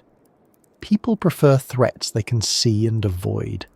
Invisible drifters force a different kind of respect. One that accepts uncertainty. One that maintains distance even when nothing appears wrong. Living traps demand a similar shift. They require the assumption that surfaces may not be safe, even when they look stable. That contact should be avoided not because of visible danger, but because of unknown risk. This is not how humans like to navigate environments. We prefer feedback, we prefer cues, we prefer rules that make sense intuitively. The ocean offers rules that must be learned intellectually instead. Do not assume empty means safe. Do not assume solid means inert. Do not assume still means harmless. Invisible drifters also exploit one of the most human tendencies underwater: relaxation, floating, letting the body go limp, trusting the water to support you. In this state, limbs extend, skin exposure increases, contact surfaces multiply, the body becomes a larger target. Floating feels peaceful. It also increases vulnerability. Living traps exploit fatigue. As people tire, they look for places to rest. They lean, they hold, they brace. The longer someone stays in the water, the more likely they are to seek contact with the environment. Fatigue erodes discipline. This is why many incidents occur toward the end of swims, not the beginning. Another complicating factor is that invisible drifters and living traps often inhabit popular areas: beaches, lagoons, shallow reefs, places designed for recreation. People do not expect serious danger in these settings. The presence of others reinforces this belief. If it were dangerous, surely someone would say something. But invisible hazards do not announce themselves, and living traps look like part of the scenery. Education helps, but experience often overrides it. People know, in theory, that the ocean contains hazards. In practice, repeated safe encounters build confidence. Confidence leads to proximity. Proximity leads to contact. The ocean allows this cycle to repeat many times before breaking it. Invisible drifters and living traps do not pursue humans, but they do not avoid us either. They occupy space. We move through it. When paths cross, chemistry decides the outcome. There is no negotiation, no warning, no second chance. As we move deeper into this subject, the pattern becomes clearer. Danger in the sea is often quiet, passive, uninterested. It does not chase you down. It waits for you to make the final move. Invisible drifters float where you expect emptiness. Living traps rest where you expect stability. Both exist in plain sight, yet remain unseen. And once contact happens, the ocean does not rewind the moment so you can notice what you missed. It moves on, leaving you to deal with the consequences of something you never saw coming. We tend to associate danger with pursuit. Something notices you. Something decides to act. Something closes the distance. This sequence feels logical because it mirrors how many threats work on land. Predators run, attackers advance. Danger, in our minds, is active. It wants you. The ocean quietly dismantles that idea. Many of the most dangerous marine creatures do not chase anything at all. They do not hunt humans. They do not follow movement. They do not react to presence in a way we recognize as attention. They wait. And waiting in the sea is not a passive state. It is a strategy refined over millions of years. Creatures that do not chase rely on certainty rather than speed. They do not need to close distance because the environment brings distance to them. Currents move, tides shift, other animals pass by. The ocean is in constant motion even when it looks calm. Waiting allows these organisms to conserve energy, while still encountering opportunities for defense or feeding. For humans, this creates a dangerous misunderstanding. If something does not move toward us, we assume it poses no immediate threat. If it remains still as we approach, we interpret that stillness as indifference or harmlessness. The absence of pursuit feels like permission. It is not. Waiting creatures are often anchored, drifting slowly, or moving so minimally that motion is almost imperceptible. Their bodies are built to endure contact rather than avoid it. They assume that if something comes close enough to touch them, it has already made a mistake.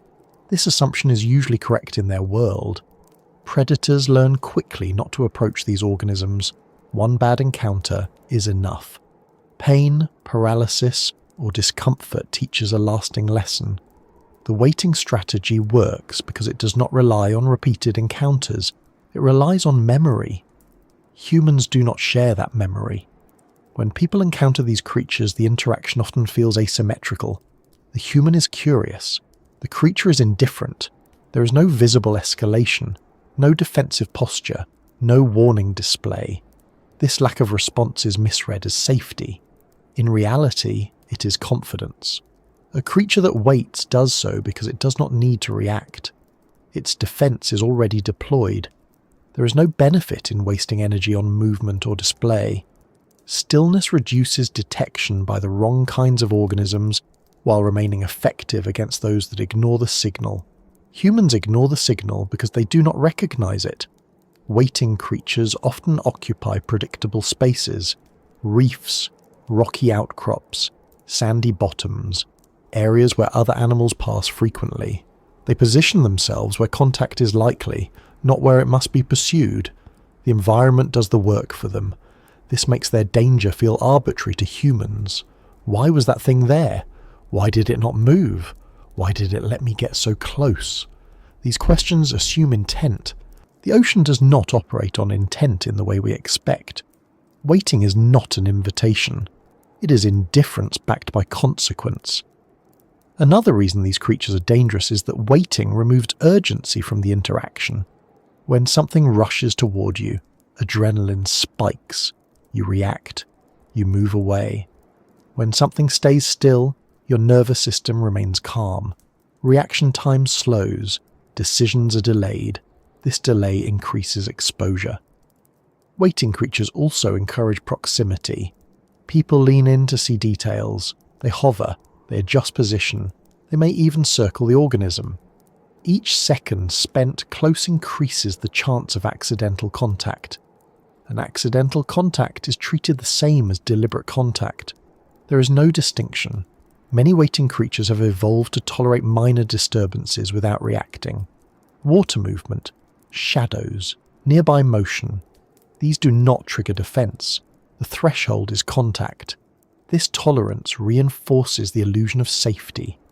The creature does not respond to your presence. It must not care. It cares only about pressure. Humans are used to feedback loops.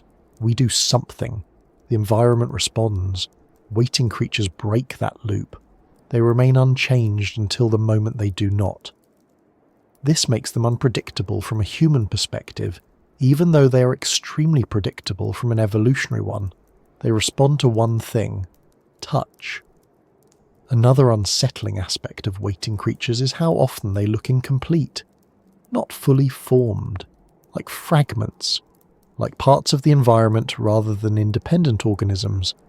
This reduces the likelihood that people recognize them as living at all. A rock does not chase you. A plant does not chase you. Debris does not chase you. Waiting creatures exploit this categorization.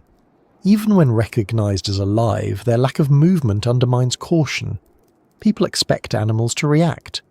When reaction does not come, they assume there is no threat. This assumption holds on land because most animals rely on movement to survive. Underwater, many do not. Waiting also allows these creatures to be present in human spaces without constant conflict.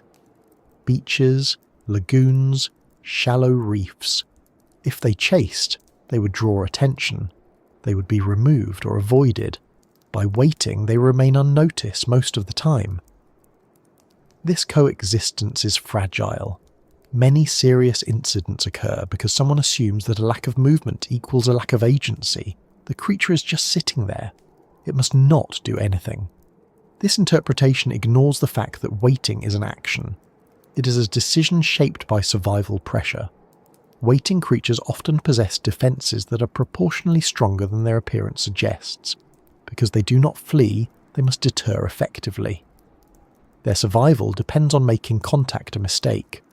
Half measures do not work. A predator that is merely irritated may try again. Evolution favours finality. For humans, this finality can feel shocking. The response seems excessive. Something that did not move caused intense pain. Something that did not react caused lasting harm. The mismatch between behaviour and outcome is jarring. This jarring effect contributes to disbelief. People struggle to accept that something passive could be responsible for what they are experiencing. They look for another cause. They delay treatment. They question themselves. Waiting creatures benefit from this confusion, not intentionally, but structurally. There is also a spatial element to waiting that increases danger. Because these organisms do not move away, they remain in place across time. A person may pass safely one day and encounter the same organism the next. Familiarity breeds complacency. The environment feels known, but the creature has not changed. Only the human's assumptions have. Waiting also means that these creatures often occupy edge zones, boundaries between sand and rock, between reef and open water, between shallow and deep. These are areas humans naturally explore. Transition zones feel interesting. They promise variety. They also concentrate risk. Another reason waiting creatures are dangerous is how they interact with human fatigue. As people tire, reaction times slow, balance becomes less precise, hands and feet wander. Waiting creatures do not accommodate this. They do not move aside, they remain where they are. Fatigue increases the chance that contact will occur. There is also the problem of shared waiting. Humans wait underwater too. They pause, they float, they hover. Two waiting bodies occupy the same space. One of them is defended, the other is not. The defended one wins. Waiting creatures do not escalate because they do not need to. They do not bluff. They do not posture. Their deterrent is real and immediate. This makes them efficient. It also makes them unforgiving. From a human perspective, this feels unfair. There was no warning, no signal, no chance to back away. But from the creature's perspective, the warning was the waiting itself. Predators that belong in that environment understand it. Humans do not. Another subtle danger of waiting creatures is how they blend into routines. Snorkelers follow familiar paths. Swimmers use the same entry points. Divers revisit favourite sites. Waiting creatures remain part of the landscape. Over time, they become invisible through familiarity. The moment of contact feels random because the creature has always been there. Waiting also complicates rescue and response. When a creature does not chase, there is no ongoing threat to avoid. The danger is over the moment contact ends. This can lead people to underestimate the seriousness of the situation. The threat feels past, but the effects are just beginning. Because waiting creatures do not pursue, there is no sense of continued danger. People may delay leaving the water. They may assume the worst is over. They may not seek immediate help. The waiting strategy works one last time. There is a lesson in this that applies beyond the ocean. Not all danger announces itself. Not all threats move toward you. Some exist quietly, doing nothing, until the exact moment they do everything. The ocean is filled with organisms that survive by letting the world come to them. They are not aggressive. They are not hostile. They are patient. Humans are impatient by comparison. We approach. We investigate. We assume we can leave when we want. Waiting creatures remove that assumption. As we continue, the pattern becomes unavoidable. The sea is not dominated by hunters alone. It is shaped by those who endure, those who wait, those who do not need to chase because contact, when it happens, is enough. Creatures that do not chase are not safe. They are simply uninterested in movement until it touches them. And in an environment where humans move through unfamiliar space with exposed skin, waiting is often all it takes. The ocean does not rush to meet you. It lets you come to it. And sometimes, that is the most dangerous arrangement of all. Pain is usually something we understand in short bursts. A sharp cut, a sudden burn, an impact that makes you gasp before you have time to think. These moments are loud inside the body. They demand attention. They create urgency. You react immediately because your nervous system is built to respond to fast, intense signals. The ocean often delivers pain differently. Some of the most dangerous marine encounters do not announce themselves with overwhelming sensation. They begin quietly. A sting that feels manageable. A burning that seems localized. A discomfort that you tell yourself will fade in a few minutes. The real danger is not the first sensation. It is what unfolds afterward, minute by minute, hour by hour. Pain measured in hours is easier to ignore at first, and because it is easier to ignore, it is more dangerous. When pain arrives slowly, the brain negotiates with it. It compares the sensation to previous experiences. It looks for familiar explanations. Maybe it was a scrape. Maybe it was a muscle cramp. Maybe it will pass if you keep moving. This internal dialogue buys time. Unfortunately, it buys time for the wrong process.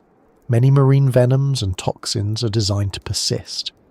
Their purpose is not to create a dramatic moment that ends the encounter instantly. Their purpose is to ensure that the encounter is remembered. Long-lasting pain teaches predators to avoid similar organisms in the future. Evolution favours lessons that stick. Humans experience these lessons differently. Pain that stretches over hours exhausts the body in ways short pain does not. It wears down concentration. It interferes with breathing patterns. It disrupts sleep. It increases stress hormones. The longer pain persists, the more systems it affects.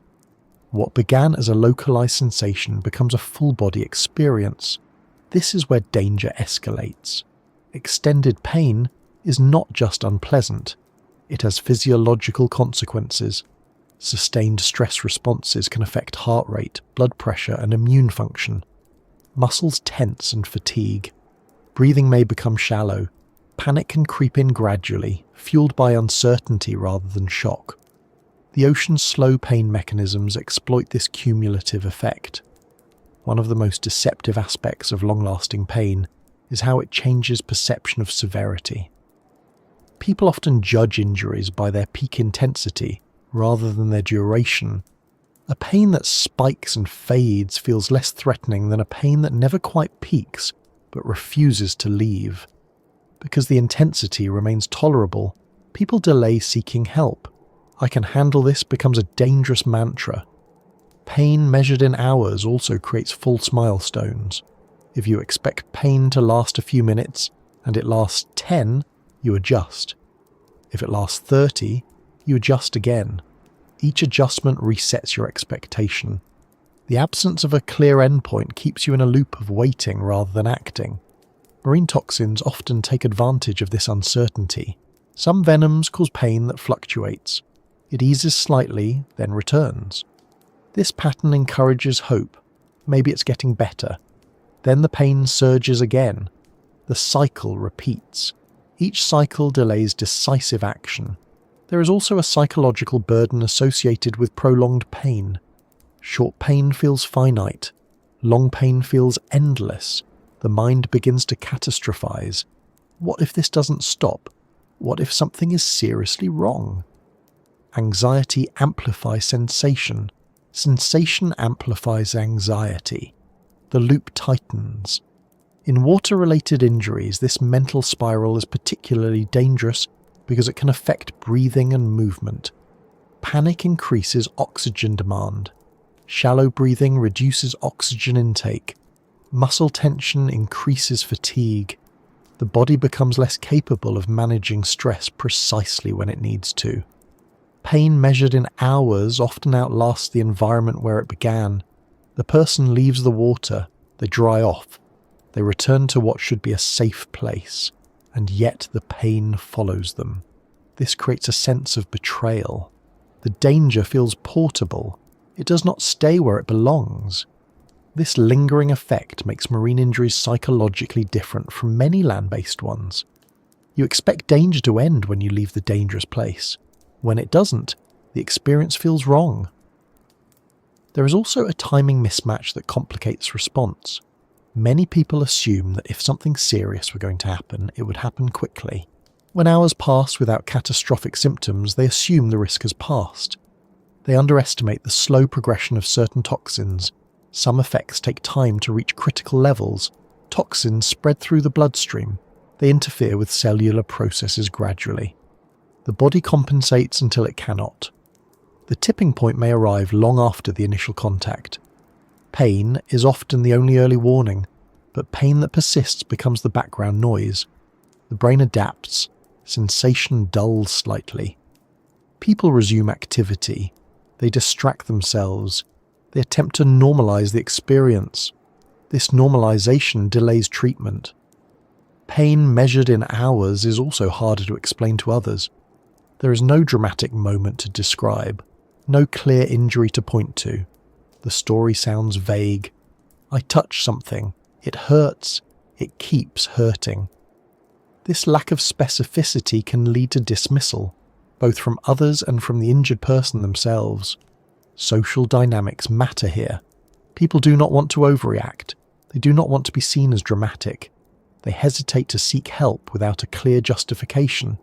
Extended pain without visible injury feels insufficient. The ocean does not provide documentation for its lessons.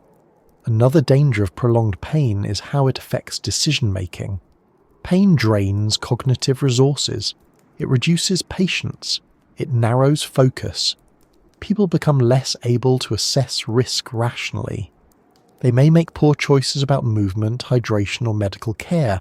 This is especially true when pain interferes with sleep. Nighttime pain is exhausting. The body loses its chance to recover. Fatigue compounds stress. Judgment suffers. Many marine injuries worsen overnight, not because the toxin becomes stronger, but because the body becomes weaker. Pain measured in hours also increases the likelihood of secondary injuries. People compensate unconsciously. They shift posture. They favour one limb. They move awkwardly. Muscles strain. Balance suffers. In water, this can be particularly dangerous. On land, it can still cause harm. The initial injury sets off a chain reaction. Another factor is how prolonged pain interacts with dehydration and sun exposure, which are common in marine settings. Dehydration thickens blood. It affects circulation. Sun exposure adds stress. Heat amplifies discomfort. These factors can worsen the effects of toxins and delay recovery. The context matters. Pain that lasts for hours also challenges the idea of resilience. People pride themselves on endurance. They push through discomfort. They believe they can outlast pain. This mindset works in many situations. In this one, it can be harmful. Endurance does not neutralize toxins. Marine venoms are not impressed by toughness. They do not respond to willpower. They act on physiology, not attitude. Pain is not a test to pass. It is information to heed. Unfortunately, the slow pace makes that message easy to misinterpret. There is also the issue of misattribution. Extended pain may be blamed on unrelated causes. Muscle soreness, nerve compression, fatigue, stress. Each alternative explanation delays recognition of the true cause. This is especially common when the initial contact was unnoticed or underestimated. The ocean benefits from ambiguity. Pain measured in hours often becomes the defining feature of these encounters, not because it is the most dramatic, but because it is the most consuming. It occupies attention. It reshapes the day. It lingers into memory. People remember these experiences vividly, not because they were frightening in the moment, but because they would not let go. This persistence is not accidental. It is the outcome of biochemical strategies that evolve to deter repeated contact. Pain that lasts teaches avoidance more effectively than pain that fades quickly. Predators learn. Humans remember. There is also an ethical discomfort in discussing prolonged pain. It feels cruel, excessive, unnecessary. People assume nature should be fair, that defences should be proportional. The ocean does not operate on fairness. It operates on survival efficiency. A defense that causes lasting pain ensures that the organism is not touched again. That is the only metric that matters. From the human perspective, this feels disproportionate. A small touch leads to hours of suffering. The mismatch feels wrong. But the ocean does not calibrate its defences for human comfort. Pain measured in hours also changes how people relate to the environment afterward. Some become fearful, others become dismissive, many become more cautious. The lesson varies depending on personality and circumstance. What remains consistent is the realization that danger does not have to be immediate to be serious. As we move through this subject, the pattern continues to emerge. The ocean favours systems that act slowly, reliably, and without spectacle. Pain that lasts is part of that system. It does not need to kill to be effective, it only needs to teach. Humans, encountering these lessons rarely, often underestimate them. We expect danger to be loud and brief. The ocean offers danger that is quiet and patient. Pain measured in hours erodes confidence. It challenges assumptions. It forces attention inward. It lingers long after the water is left behind. And perhaps that is the point. In a world where so many marine defences rely on contact, waiting, and stillness, prolonged pain ensures one thing. The next time you see something beautiful drifting quietly beneath the surface, your hands stay closer to your body. The ocean does not shout its warnings. Sometimes it whispers them over the course of an entire day. It is tempting to frame danger as hostility. When something hurts us, especially unexpectedly, we look for intent. We look for anger, aggression, malice. This is a deeply human response. It helps us make sense of pain by giving it a motive. Something wanted to harm me feels easier to process than something simply did what it was built to do. The ocean does not operate on intent. Most dangerous encounters with marine life are not attacks. They are misunderstandings layered on top of biology. The creature does not want to hurt you. It does not recognize you as a person. It does not evaluate your behavior or judge your actions. It responds to a stimulus in the only way it knows how, because that response has kept it alive long enough to exist at all. Defense, not malice, is the key to understanding almost everything that goes wrong underwater. In terrestrial environments, we're accustomed to escalation. Animals warn before they strike. They posture, they growl, they retreat. They test boundaries. This gives humans time to recognize danger and adjust behavior. The ocean removes much of that communication. Sound travels differently. Visibility is distorted. Many organisms lack the structures required for expressive warning displays. Instead, they evolved certainty. A defensive system that activates instantly when touched does not require interpretation. It does not require decision-making. It does not require energy to be wasted on threats that may or may not materialize. It is always ready. This is not cruelty. It is efficiency. Humans often interpret the result as excessive because we measure fairness through intent. A gentle touch leading to severe pain feels disproportionate. It feels like punishment. But there is no scale of response underwater. There is only contact and consequence. The creature does not know how hard you touched it. It does not know why. It does not know whether you meant harm. It only knows that something made contact, and contact has historically meant danger. This misunderstanding is amplified by how often people anthropomorphize marine life. We project emotions onto animals because it helps us relate to them. A fish looks curious. A drifting organism looks peaceful. A stationary creature looks calm. These interpretations come from human social cues. They do not apply underwater. Stillness is not friendliness. Passivity is not trust. Many defensive marine creatures are incapable of malice by any meaningful definition. They do not possess the cognitive complexity required for intent. They do not plan. They do not decide. Their nervous systems are structured to react automatically to physical stimuli. To describe their actions as malicious is to misunderstand their nature entirely. This distinction matters because it changes how we respond emotionally. Viewing an injury as the result of malice leads to fear, anger, and avoidance. Viewing it as the result of defense leads to respect, caution, and understanding. One reaction closes curiosity, the other refines it. Defense also explains why these creatures do not pursue, they do not follow, they do not attack repeatedly. Once contact ends, the interaction is over. The creature does not chase the threat away. It assumes the threat will leave because it has been made unpleasant to stay, and usually that assumption is correct. Humans often find this unsettling because it removes the narrative arc we expect. There is no confrontation, no victory or defeat, just an immediate consequence and a retreat. The lack of drama makes the pain feel arbitrary, even though it is not. Another reason people perceive malice is because of timing.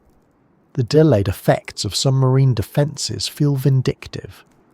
Pain that intensifies hours later feels like something is being done to you long after the event.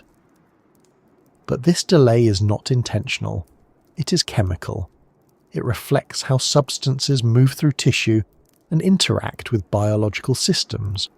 The ocean does not hold grudges. It does not follow up. It does not escalate after the fact. Defense mechanisms also tend to be blunt. They are not calibrated to the size or intent of the intruder. A small fish and a human hand may trigger the same response.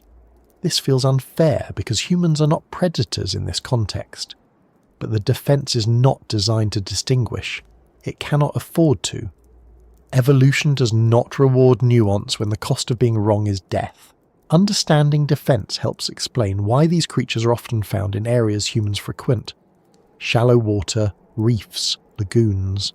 They are not avoiding us because they are not aware of us as a category. They occupy space based on food, shelter, and reproduction. Humans enter that space incidentally. The ocean did not adapt to include us. We adapt to survive within it. Another important aspect of defense is how it shapes appearance. Many dangerous marine organisms advertise their defenses visually. Bright colours, high contrast patterns, distinct shapes. These are not aesthetic choices. They are signals meant to be read by predators. When those signals fail to deter, defense follows. Humans admire the signal without understanding it. This leads to a particularly painful irony. The more visually striking a defensive creature is, the more likely humans are to approach it. The very features meant to prevent contact become the reason contact happens. The defense then activates, and humans interpret the outcome as aggression. In reality, the warning worked. It just wasn't understood. Defense also explains why so many of these creatures remain calm during encounters. They do not thrash, they do not flee, they do not react visibly. This lack of reaction is often mistaken for consent or tolerance, but it is neither. It is confidence in a system that does not require visible response. The creature does not need to look afraid. It does not need to look angry. Its body is already prepared. Humans often feel betrayed by this. They believe the creature allowed them close. They believe the creature did not object. But objection underwater is not expressed through movement. It is expressed through chemistry. Another misconception is that defensive harm implies awareness. People imagine that the creature recognized them and chose to respond. In many cases, the defense activates without any sensory processing at all. Cells discharge toxins mechanically. Spines inject venom through pressure. There is no perception involved. This absence of awareness makes malice impossible. Defense also operates without memory. The creature does not remember the encounter. It does not learn from it. It does not change behavior afterward. It continues existing exactly as before. Humans, on the other hand, remember intensely. This asymmetry makes the experience feel one-sided and unfair. The ocean does not balance experiences. It does not distribute lessons evenly. There's also a tendency to blame the creature because blaming feels easier than accepting randomness. If something wanted to hurt you, then avoiding it feels straightforward. Avoid the enemy.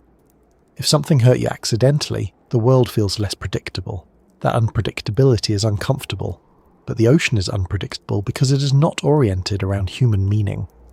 Defense explains why removal or retaliation rarely makes sense. Killing or harming defensive creatures does not reduce risk. It does not teach them a lesson. It disrupts ecosystems without addressing the underlying misunderstanding. The danger comes from contact, not from presence. Removing the creature does not remove the rule. Defense also reframes responsibility. The responsibility lies not with the organism for defending itself, but with humans for entering an environment without fully understanding its rules. This is not about blame, it is about alignment. Our instincts are tuned for land. The ocean requires different instincts. Learning to see danger as defense rather than malice changes behavior.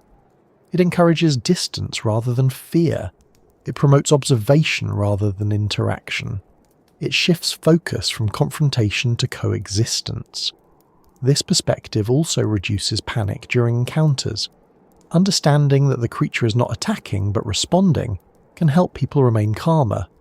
Calmness improves outcomes. Panic worsens them.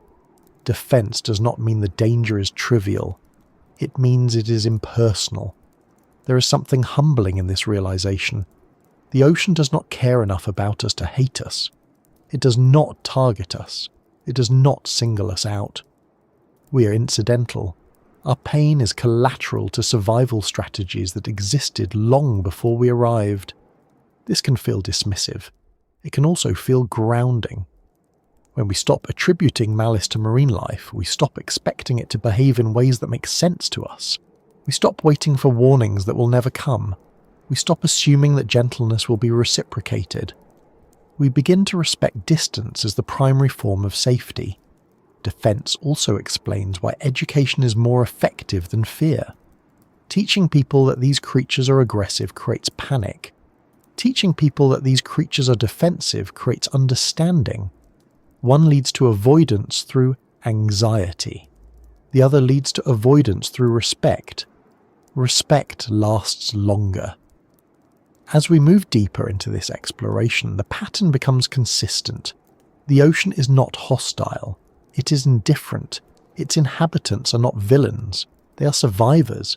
Their defenses are not personal. They are structural. Understanding this does not make the ocean less dangerous. It makes it more comprehensible. And comprehension is the closest thing to safety we get in a place that does not adjust itself for our presence. The sea does not punish curiosity. It does not reward ignorance. It simply responds to contact the way it always has. Defense, not malice, is written into its rules. Once you accept that, the ocean stops feeling like an enemy. It starts feeling like a place with boundaries that must be learned rather than challenged. And boundaries, unlike intentions, do not negotiate. Warnings, as humans understand them, are repetitive. We expect signs to be reinforced. A flashing light, a raised voice, a second chance to notice what we missed the first time. When we fail to understand a signal, we assume it will be repeated more clearly.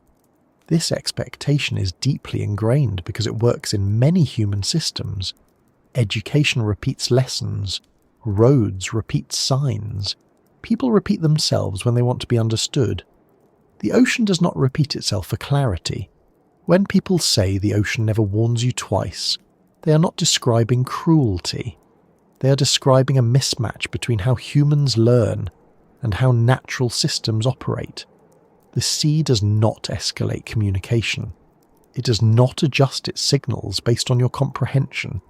It presents the same conditions again and again, unchanged, and assumes that anything capable of learning will adapt. Predators do. Humans often do not, at least not in time. In marine environments, a warning is usually indistinguishable from the consequence. There is no separation between signal and response. The warning is the pain. The boundary is enforced the moment it is crossed. There is no preliminary notice, no rehearsal of danger before it becomes real. From a biological standpoint, this makes sense. A defense that requires multiple steps introduces failure points. A warning display that must be interpreted correctly can be ignored. A system that activates automatically removes ambiguity. Touch becomes the only message. The ocean relies on finality. When a predator encounters a defensive organism and survives, the lesson is learned instantly. The memory is encoded with pain, paralysis, or discomfort. The predator does not need a second warning. It does not return to test the boundary again. The system works because the cost of ignoring the signal is high. Humans, however, do not arrive with that inherited context. We have not evolved alongside most marine defences. We do not carry ancestral memories of what certain textures or colours mean. Our first encounter is often our first lesson, and the ocean assumes that is enough. The phrase, never warns you twice also reflects how unforgiving repetition can be underwater. A second contact is rarely treated differently from the first. There is no reduction in response. There is no mercy built into the system. Each contact is evaluated independently, and each one triggers the same defense. This surprises people because it contradicts how we expect learning to work. We assume that if something went wrong once, we will be more careful the next time, and the system will accommodate that caution. The ocean does not accommodate. It does not adjust its thresholds based on your experience. The boundary remains where it always was. There is also a subtle timing issue that makes repetition especially dangerous. Many marine defences involve substances that remain active in the body for extended periods. A second exposure does not reset the clock. It compounds the effect. What might have been manageable once becomes overwhelming the second time. This is one reason repeated contact is so risky. The ocean does not clear the slate between warnings, it stacks them. Another reason the ocean never warns you twice is that it does not track individuals. There is no memory, no recognition. The organism that delivered the defense does not know it has done so before. It does not know whether you learned anything. It responds to pressure, not history. Humans often expect some form of recognition. We think surely it knows now. Surely it won't do that again. This expectation has no basis underwater. The lack of recognition also explains why familiar places can suddenly become dangerous. A person may have swum in the same area many times without incident. Each time reinforces the belief that the place is safe. But safety was never guaranteed. It was incidental. The conditions simply did not align to trigger a defense. The first time they do, the ocean does not pause to acknowledge the change. It does not escalate gradually. It does not offer a warning shot. The system works exactly as it always has. Humans often describe this as being caught off guard. The phrase suggests surprise, as if the ocean behaved unexpectedly. In reality, the ocean behaved consistently. The human expectation was what failed. Warnings in the ocean are static. They do not adapt. They do not become louder. They do not become clearer. They are encoded in the organism's structure and chemistry. If you do not read them correctly the first time, the second time will be no different. This is particularly important because many people assume that a mild first encounter implies a mild risk. If the first sting was tolerable, they believe the next will be similar. This assumption ignores variability. It ignores exposure time. It ignores individual sensitivity. It ignores cumulative effects. The ocean does not guarantee consistency in outcome. Another reason there is no second warning is that the first warning is often invisible. Contact happens without awareness. Pain arrives without context. The person may not realize what caused it. Without understanding the source, there is no lesson to apply. The same mistake can happen again immediately. This is common with invisible drifters and living traps. The warning comes and goes without being recognized. The person remains in the same environment, unaware that anything has changed. The next contact feels just as sudden. From the ocean's perspective, nothing new happened. From the human perspective, the danger feels relentless. The ocean also does not prioritize fairness. A second warning implies a concern for learning. Nature is not concerned with whether you understand. It is concerned with whether the defense works. If the defense is effective once, it has served its purpose. This is difficult to accept because it challenges the idea that experience leads to safety. In many environments, experience is protective. In the ocean, experience without understanding can be dangerous. People often say they were unlucky, that they had a bad day, that conditions were just wrong. These explanations externalize the event. They frame it as random rather than structural. While chance plays a role, the underlying system remains unchanged. The ocean does not roll dice differently for repeat encounters. Another important aspect of this idea is how warnings are delivered simultaneously to many organisms. When conditions bring defensive creatures into shallow water, everyone in that area is exposed at once. One person's encounter does not change the risk for the next. There is no depletion of danger, no exhaustion of the defense. This collective exposure means that multiple people can be injured in the same place, in the same way, within a short time. Each one experiences it as a first warning. The ocean does not distinguish between them. Humans often respond to this by looking for signs afterward. Flags, notices, advice from locals. These are human warnings layered on top of natural systems. They are helpful, but they are external. The ocean itself does not participate in this communication. It does not mark hazardous days. It does not close areas. It does not alter behaviour to prevent repeat incidents. The ocean also never warns you twice because it never warned you once in the way you expected. The first contact was not a warning in human terms, it was a consequence. We reinterpret it as a warning only in retrospect. This retrospective framing is important. We call the first injury a warning because it suggests the possibility of avoiding future harm. But that avoidance depends entirely on human behaviour, not on any change in the environment. The ocean remains constant. Only you can change. There is also a psychological trap hidden in the idea of warnings. People assume that warnings are meant to be noticed, that if they missed one it must have been subtle or unfair. This leads to resentment rather than learning. It leads to a sense that the system is hostile rather than indifferent.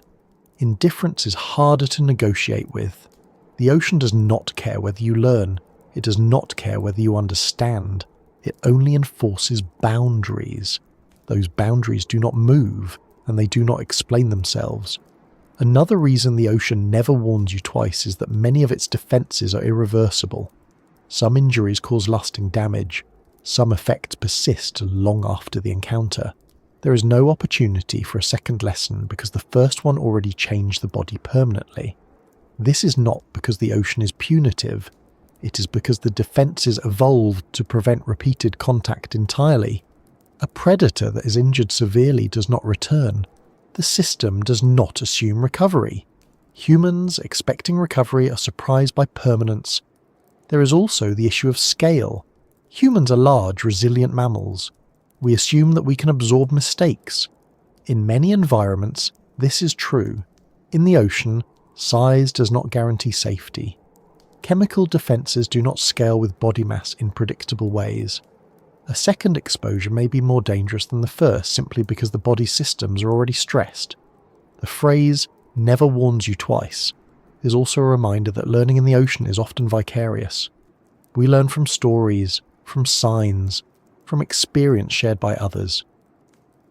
Waiting for a personal warning is risky, because the personal warning may be the injury itself. This is why experienced ocean users emphasize observation and restraint rather than trial and error. Trial and error works poorly when errors are punished severely. The ocean never warns you twice because it never needed to. Its systems evolved to work without negotiation. They do not escalate. They do not adapt. They do not forgive. Understanding this changes how one approaches the sea. It shifts the mindset from exploration through contact to exploration through distance. It reframes curiosity as something to be satisfied visually rather than physically. It also explains why humility is such an important trait in marine environments. Humility accepts that not everything is meant to be tested personally, that some lessons are better learned second-hand. The ocean rewards humility not with safety, but with reduced risk. Another uncomfortable truth is that many people survive their first warning without fully understanding it. They heal, they move on, they return to the water. The absence of lasting harm reinforces the belief that the danger was exaggerated. This false reassurance is often what leads to a second, more serious encounter. The ocean did not change. The conditions did not change. Only the human interpretation did. Warnings in nature are not designed to be instructional. They are designed to be effective. Effectiveness does not require repetition. It requires impact. Humans, with our preference for explanation and clarity, struggle with this. We want to understand before we comply. The ocean demands compliance before understanding. As we continue through this subject, the pattern becomes undeniable. The sea does not negotiate learning curves. It does not offer practice runs. It does not provide feedback in stages. It presents a boundary once. The moment you cross it, the system responds. If you survive, you may call that a warning. The ocean simply calls it a response. And if you cross the same boundary again, the ocean does not change its tone. It does not speak louder. It does not soften the message. It delivers the same answer it always has, without regard for whether you heard it the first time. Curiosity is one of the qualities humans value most about themselves. It is framed as a virtue, a driving force behind learning, discovery and progress. We celebrate the impulse to explore, to touch, to test, to see what happens. From childhood onward, curiosity is encouraged. Questions are praised. Interaction is rewarded. Reaching out is how we are taught to understand the world. The ocean does not share this educational model. Underwater, curiosity carries a different price. Not because curiosity is wrong, but because the environment it operates in does not respond gently to experimentation. The sea does not differentiate between curiosity and aggression. It does not interpret reaching out as learning. It interprets it as contact, and contact has consequences. Human curiosity evolved on land, in environments where touch was usually informative rather than dangerous. A rock can be picked up. A plant can be brushed aside. An unfamiliar object can be handled and examined. Mistakes often come with feedback mild enough to allow correction. The cost of curiosity is usually low. The ocean disrupts this balance completely. When humans enter the sea, curiosity comes with them unchanged. The same impulses, the same habits, the same assumption that interaction leads to understanding. What changes is the cost structure. Underwater, the cost of reaching out can be immediate, severe, and irreversible. This mismatch is at the heart of so many dangerous encounters. People often describe their actions afterward as harmless curiosity. I just wanted to see what it felt like. I was only trying to get a closer look. I didn't think it would do anything. These statements are honest. They reflect intent. They also reveal a misunderstanding about how learning works in environments not designed for human bodies. Curiosity pushes people closer. It shortens distance. It overrides caution when the object of interest appears still, beautiful, or unfamiliar. The desire to resolve uncertainty becomes stronger than the instinct to avoid risk. This is not recklessness. It is a fundamental cognitive drive. Unfortunately, the ocean punishes that drive selectively and without explanation. Human curiosity also has a tactile bias. We trust our hands. Touch feels like confirmation. Seeing something is not enough. We want to feel texture, weight, resistance. We believe that touch provides information vision cannot. In many environments this is true. Underwater, touch provides information you may not survive. This tactile bias is especially strong when vision is compromised. Water distorts perception. Depth is difficult to judge. Scale is misleading. Touch feels like a way to correct uncertainty. A hand reaches out to verify what the eye cannot fully interpret. This instinct, useful on land, becomes dangerous at sea. Curiosity is also amplified by novelty. The ocean is full of forms humans do not encounter anywhere else. Shapes without analogues. Textures without reference points. Movements that feel alien. Novelty activates attention. Attention narrows focus. Narrow focus reduces awareness of risk. The more unusual something looks, the more compelling it becomes. There is also a social dimension to curiosity. People explore together. They point things out. They encourage one another to look closer. Someone reaches out and nothing happens. The lack of immediate consequence reassures the group. Others follow. The risk compounds. Group curiosity is particularly dangerous underwater because it multiplies exposure while diffusing responsibility. No one feels fully accountable. Everyone feels safe because everyone else is present. Until something goes wrong. Curiosity also interacts with confidence. People who feel comfortable in the water are more likely to explore. Experience reduces fear. Reduced fear increases interaction. Over time, repeated safe experiences create a belief that risk is low or manageable. This belief is fragile. The ocean does not care how many times you have reached out safely before. Each interaction is independent. Each contact is a new equation. Past success does not reduce future risk. Curiosity thrives on patterns. Humans learn by generalizing. If touching one thing was safe, touching similar things feels safe. If approaching one organism caused no harm, approaching another that looks similar feels reasonable. The ocean breaks this logic repeatedly. Similarity does not guarantee safety underwater. Two organisms that look alike may have radically different defenses. Two surfaces that feel similar may respond differently to pressure. Visual categorization fails where chemical and mechanical defenses dominate. Curiosity does not account for hidden variables. Another factor is how curiosity competes with warnings. Signs say, "Do not touch." Guides explain the risks. Information is available, but curiosity operates at a different level than instruction. It is immediate, emotional, sensory. Warnings are abstract until something happens. When curiosity is activated, warnings fade into the background. This is not ignorance. It is how attention works. The brain prioritizes immediate stimuli over distant possibilities.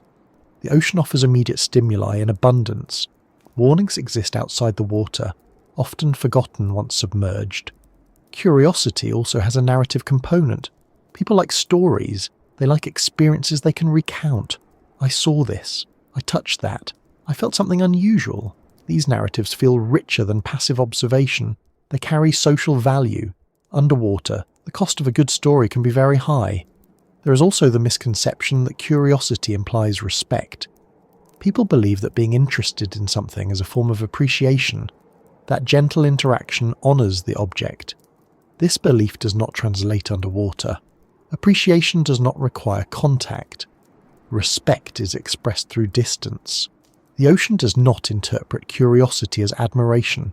It interprets it as intrusion. Human curiosity also struggles with restraint. We are taught to explore limits, to push boundaries, to see what happens. This approach drives innovation in controlled environments. In natural systems with rigid boundaries, it becomes dangerous. The ocean's boundaries are not flexible. They are enforced consistently. Curiosity also leads to normalization. The first time someone sees a dangerous organism, they may keep their distance. The second time, they are less cautious. Familiarity reduces perceived risk. The organism becomes part of the scenery. This process happens quickly. Curiosity encourages repeated exposure. Each encounter feels less special. The urge to interact grows stronger as novelty fades. The desire shifts from seeing to touching. Touch becomes the next frontier of curiosity. This is where cost often appears. Another subtle factor is how curiosity interacts with control. People feel safer when they believe they can withdraw at will. They assume that if something reacts badly, they can pull back. This assumption is based on systems where reaction time matters. In the ocean, reaction time is often irrelevant. Defense mechanisms activate instantly. Withdrawal happens after exposure, not before. Curiosity also competes with humility. To remain distant requires accepting that some things are not meant to be interacted with. This can feel limiting. Humans prefer to believe that knowledge is accessible through effort. The ocean suggests otherwise. Some knowledge comes at too high a price. There is also a difference between curiosity and understanding. Touching something does not necessarily increase comprehension. It may increase sensation without adding insight. Underwater, the information gained from touch is rarely useful and often harmful.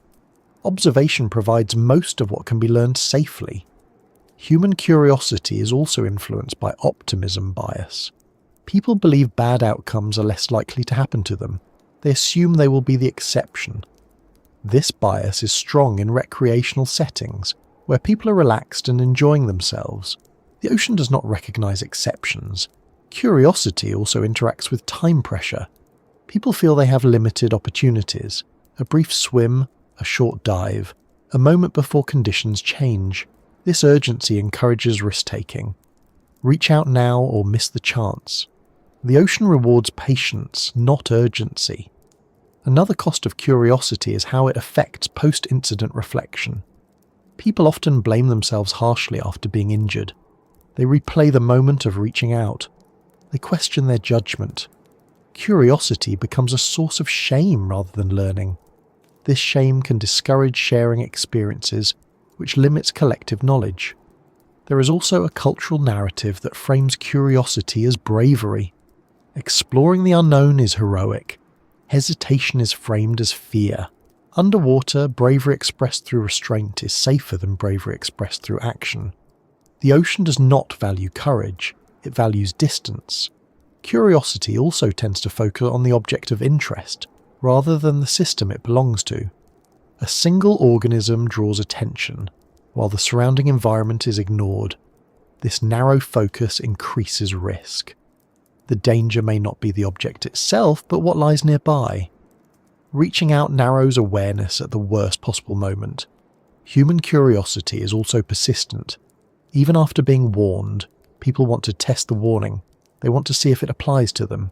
This skepticism drives exploration in science. In the ocean, it can drive injury.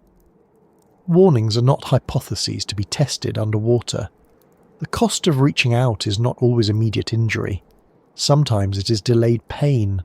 Sometimes it is long recovery. Sometimes it is loss of confidence in the water. Sometimes it is lasting fear. Sometimes it is nothing at all, which reinforces the behaviour. The unpredictability makes curiosity harder to manage. There is also an ethical dimension to curiosity. Touching marine life can harm organisms even when it does not harm humans. Stress, damage, disruption. These effects are often invisible. Curiosity imposes costs on both sides of the interaction. Respect requires acknowledging those costs. Human curiosity does not need to be eliminated. It needs to be redirected. The ocean offers endless opportunities for learning without contact. Patterns, behaviours, interactions, systems.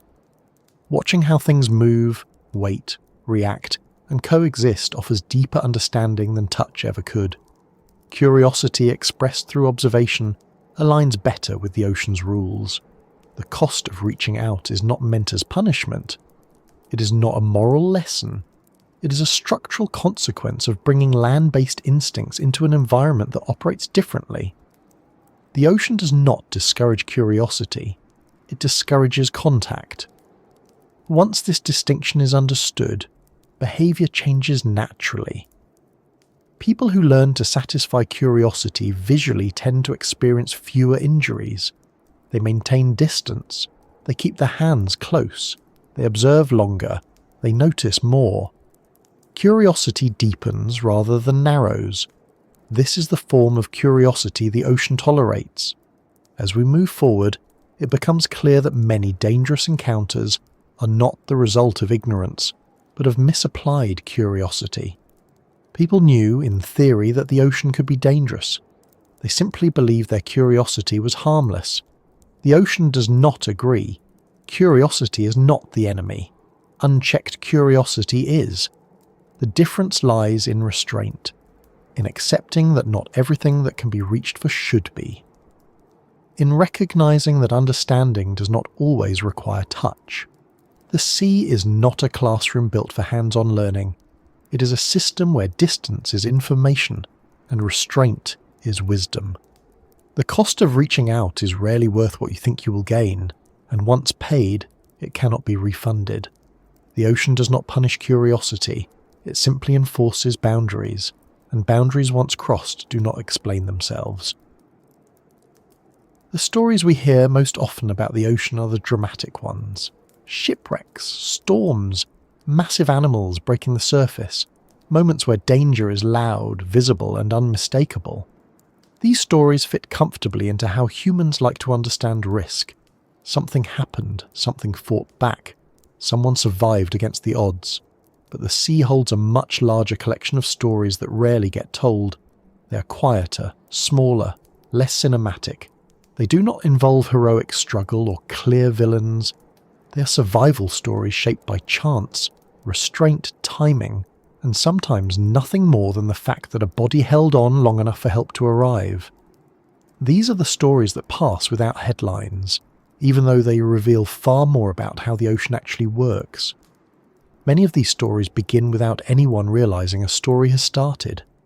A swimmer feels a strange sensation and ignores it. A diver notices weakness in one limb and assumes it is fatigue. A snorkeler experiences pain that builds slowly and convinces themselves it will pass. These moments rarely feel like the beginning of a survival narrative. They feel like inconveniences, mild problems, things that do not deserve attention yet. This misjudgment is often the most dangerous part. The sea rarely tells its survival stories clearly because the threat itself was never clear. There was no obvious attack, no visible enemy, no single moment where everything changed. The danger crept in quietly, often disguised as something ordinary. People survive not because they fought something off, but because they stopped. They rested. They asked for help earlier than they wanted to. They trusted a feeling that something was wrong even when they could not explain why. These decisions do not feel heroic. They feel uncertain, hesitant, sometimes embarrassing, and yet they are the reason the story ends with survival rather than loss. One of the most common threads in these quiet survival stories is timing. Not speed, but timing. Someone happened to be nearby. A lifeguard noticed subtle changes. A companion recognized that something was off. The injured person chose to leave the water sooner rather than later. None of these actions required strength or bravery. They required awareness. The sea rarely tells these stories because they do not fit neatly into cause and effect narratives. There is no clear lesson that can be condensed into a slogan. The story does not hinge on one correct move. It hinges on a series of small decisions that, together, shifted the outcome. Another reason these stories remain untold is that survivors often struggle to explain them. When the cause is invisible, the explanation sounds vague. I don't know what happened, I just felt wrong. Something touched me, maybe. I started to feel weak. These accounts lack the clarity people expect from survival stories. There is no dramatic turning point, no single moment to point to and say, that's when everything changed. And because of that, they are often dismissed or forgotten.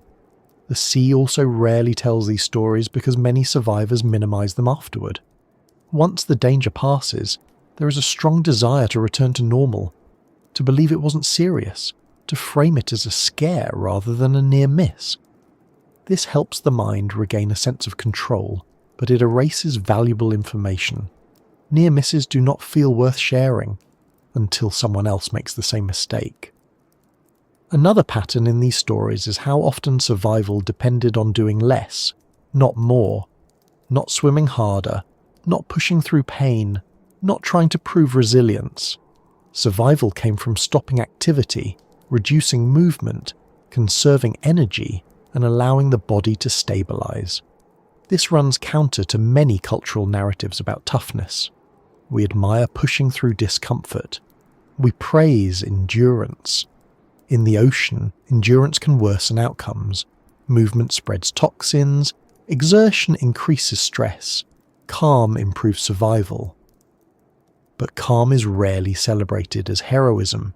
Many survivors describe a moment of internal conflict, a point where they realized something was wrong but did not want to accept it. Leaving the water felt like admitting weakness. Asking for help felt unnecessary. The environment looked safe. Others were still swimming. Choosing to act anyway required overriding social pressure and self-doubt. These moments are rarely captured in retellings because they feel personal and uncomfortable. They do not sound impressive, but they are often the most important decisions made. The sea also rarely tells these stories because survival can feel anticlimactic. There is no triumphant ending, no clear victory. The person survives, but carries lingering pain, confusion, or fear. Recovery may take days or weeks. The experience does not resolve neatly. Stories that end quietly do not travel far. Another reason these survival stories are overlooked is that they often involve help from systems rather than individuals. Emergency services, medical staff, protocols, procedures. The outcome depends on collective response rather than personal action. We tend to focus on individual heroism. The ocean often demands collective competence. Survivors also frequently mention how uncertain they felt afterward. They are not always sure what saved them. Was it leaving early? Was it hydration? Was it luck? This uncertainty makes the story harder to frame as a lesson. But uncertainty is itself a lesson. The sea does not operate with guarantees. Survival is not always about doing the right thing. Sometimes it is about avoiding the wrong thing long enough for the body to recover. Another common feature of these stories is how small the initial mistake was. A brief touch, a moment of inattention, a casual assumption. The scale of the mistake does not match the scale of the consequence. Survivors often struggle with this mismatch. It feels unjust. Something so minor should not have mattered so much. This belief can lead to denial or anger rather than reflection.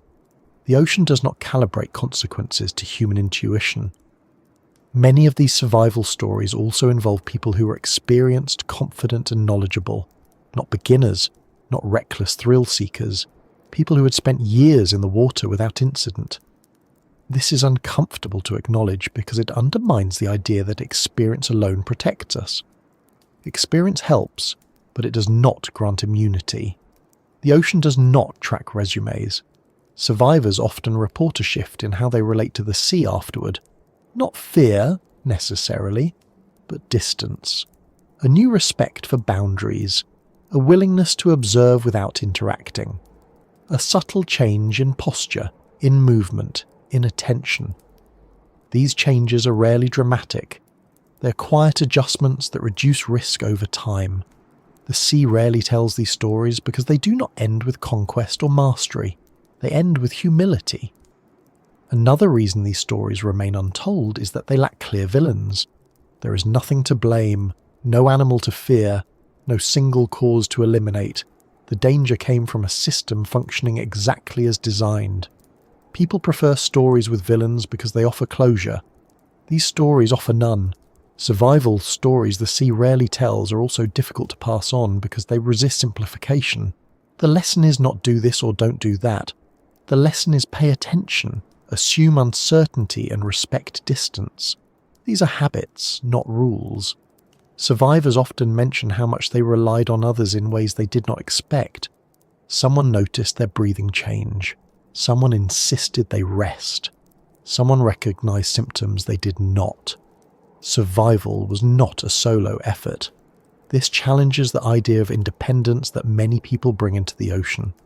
The sea does not reward independence as much as it rewards awareness and cooperation.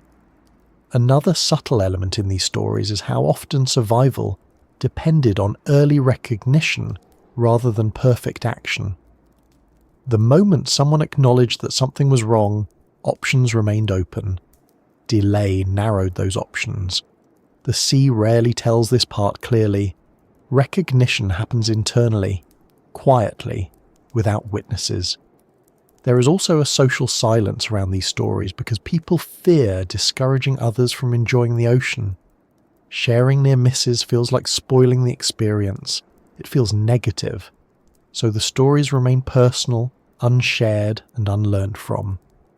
This silence benefits no one. Survival stories the sea rarely tells are not about bravery in the face of obvious danger. They're about restraint in the face of uncertainty.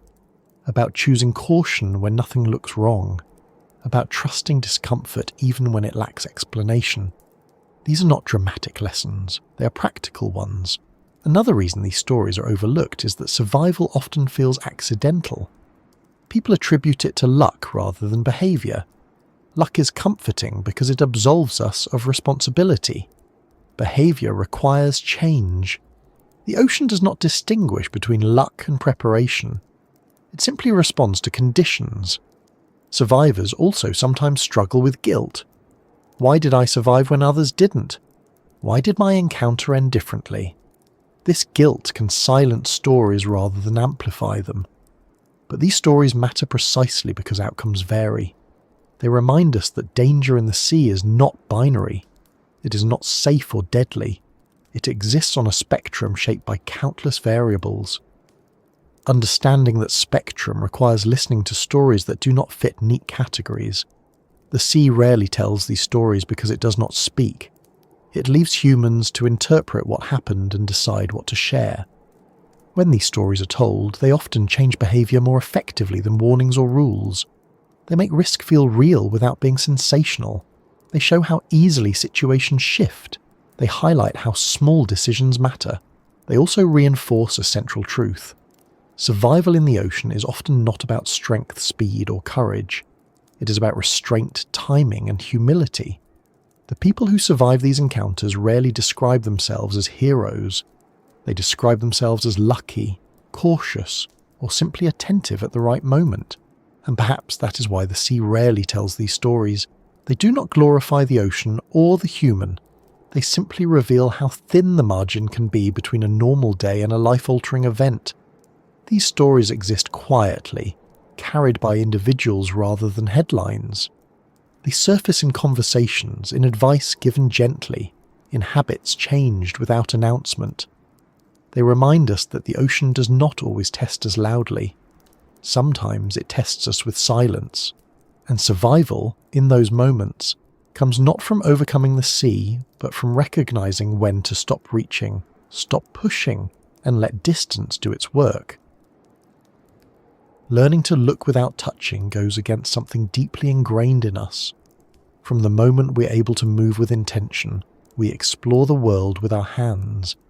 Touch confirms reality. It reassures us that what we see exists outside our imagination. It gives texture to understanding. On land, this habit is rewarded often enough that we rarely question it. The ocean demands that we do. Looking without touching is not passive observation.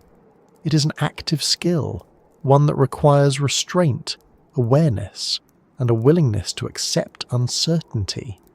Underwater, distance is not disengagement.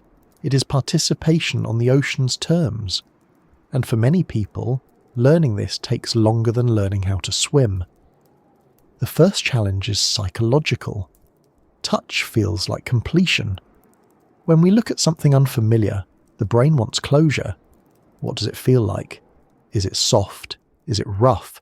Is it alive the way I think it is? Without touch, those questions remain unanswered, and the mind dislikes unfinished loops. The ocean offers no obligation to close them. Learning to look without touching means accepting that some questions do not need answers, or that answers exist but are not meant to be obtained through direct interaction. This is uncomfortable at first, especially for people who equate curiosity with engagement. But engagement does not require contact. Vision, when used deliberately, provides far more information underwater than touch ever could. Movement patterns, subtle shifts in posture, the way something responds to currents, the way it interacts with its surroundings, these details are lost the moment attention narrows to a single point of contact. Touch collapses context, distance preserves it. One of the most important adjustments people make when they learn to look without touching is slowing down. Not physically, but mentally. Quick glances encourage assumptions. Longer observation reveals complexity. What looked like a rock begins to show rhythm. What looked like debris begins to show structure.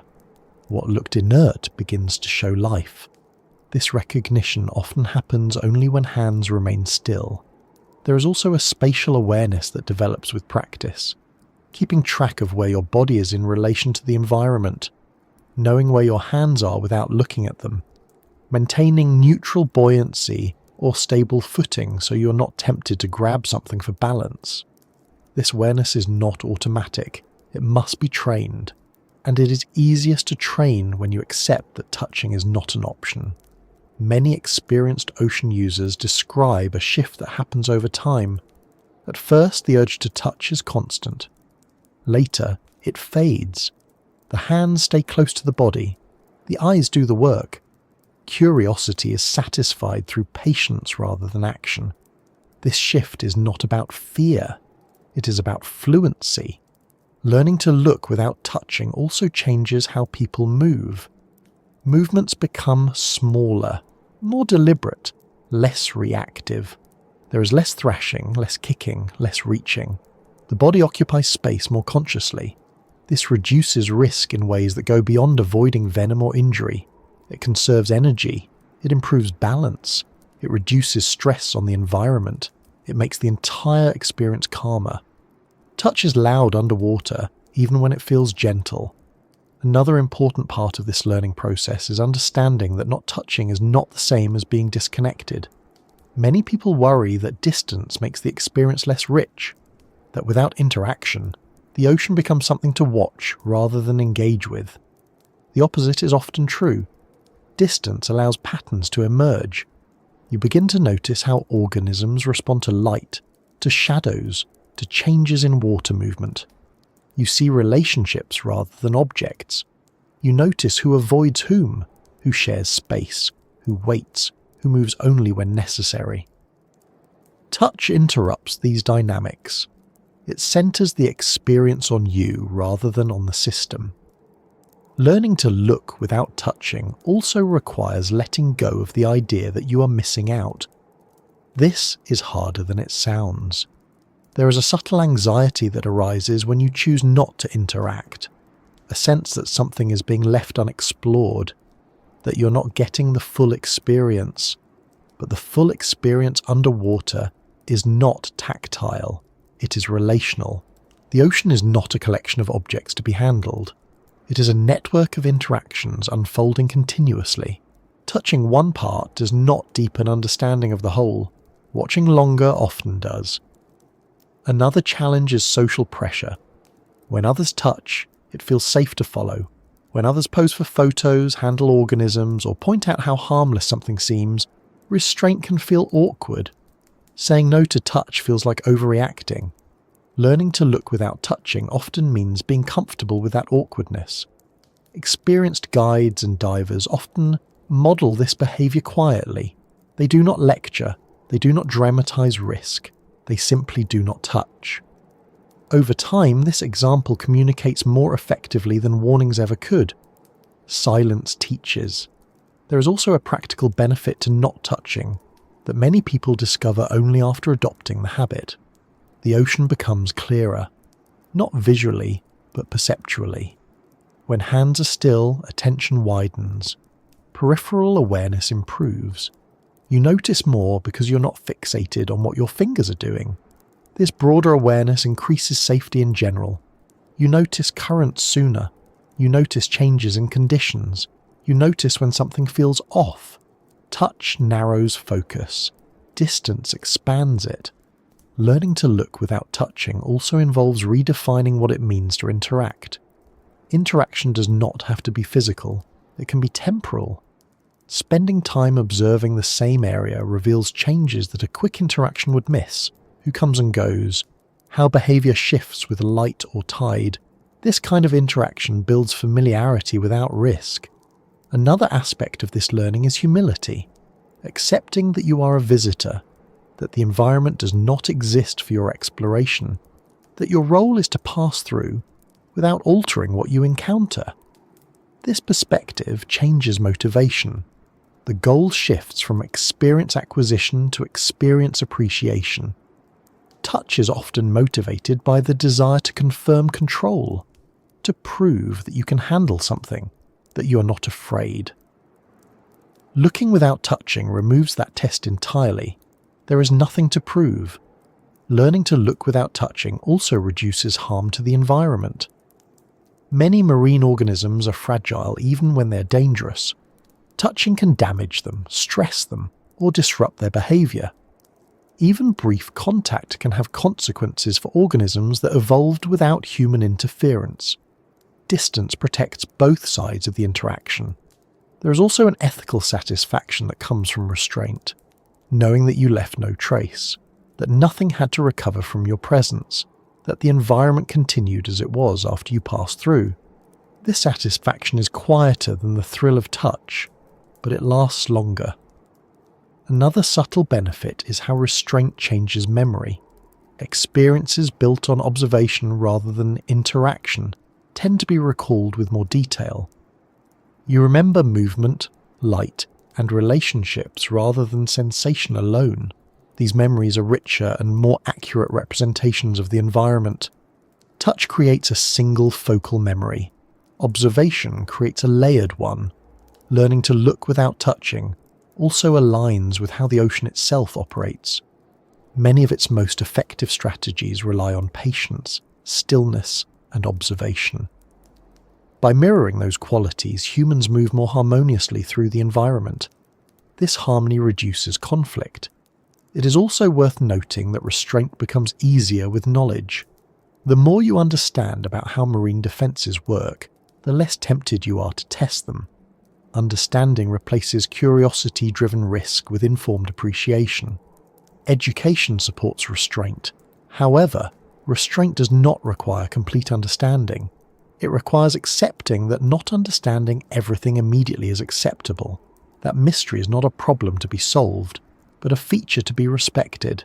The ocean offers endless mystery. Touching does not reduce it.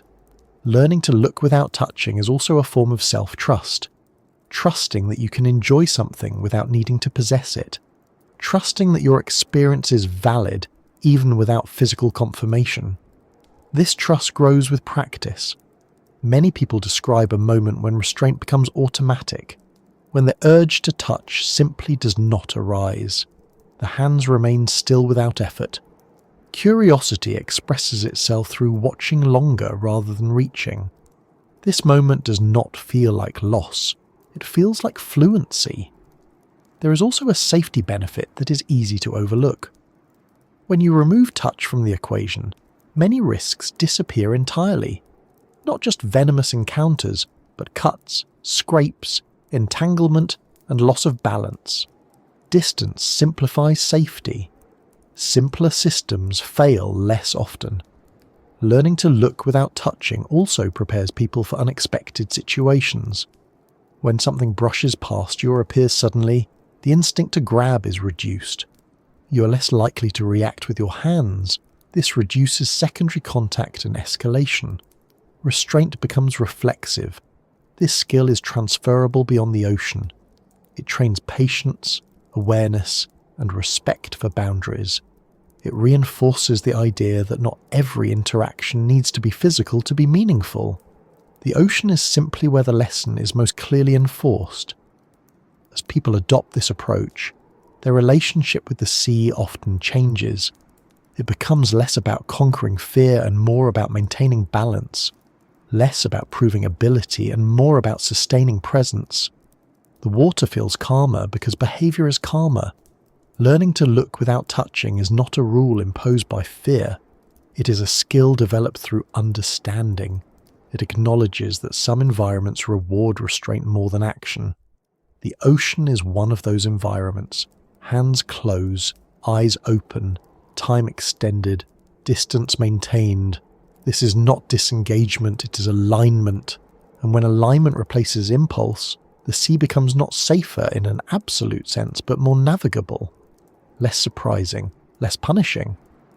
You begin to see more precisely because you stop trying to confirm everything physically.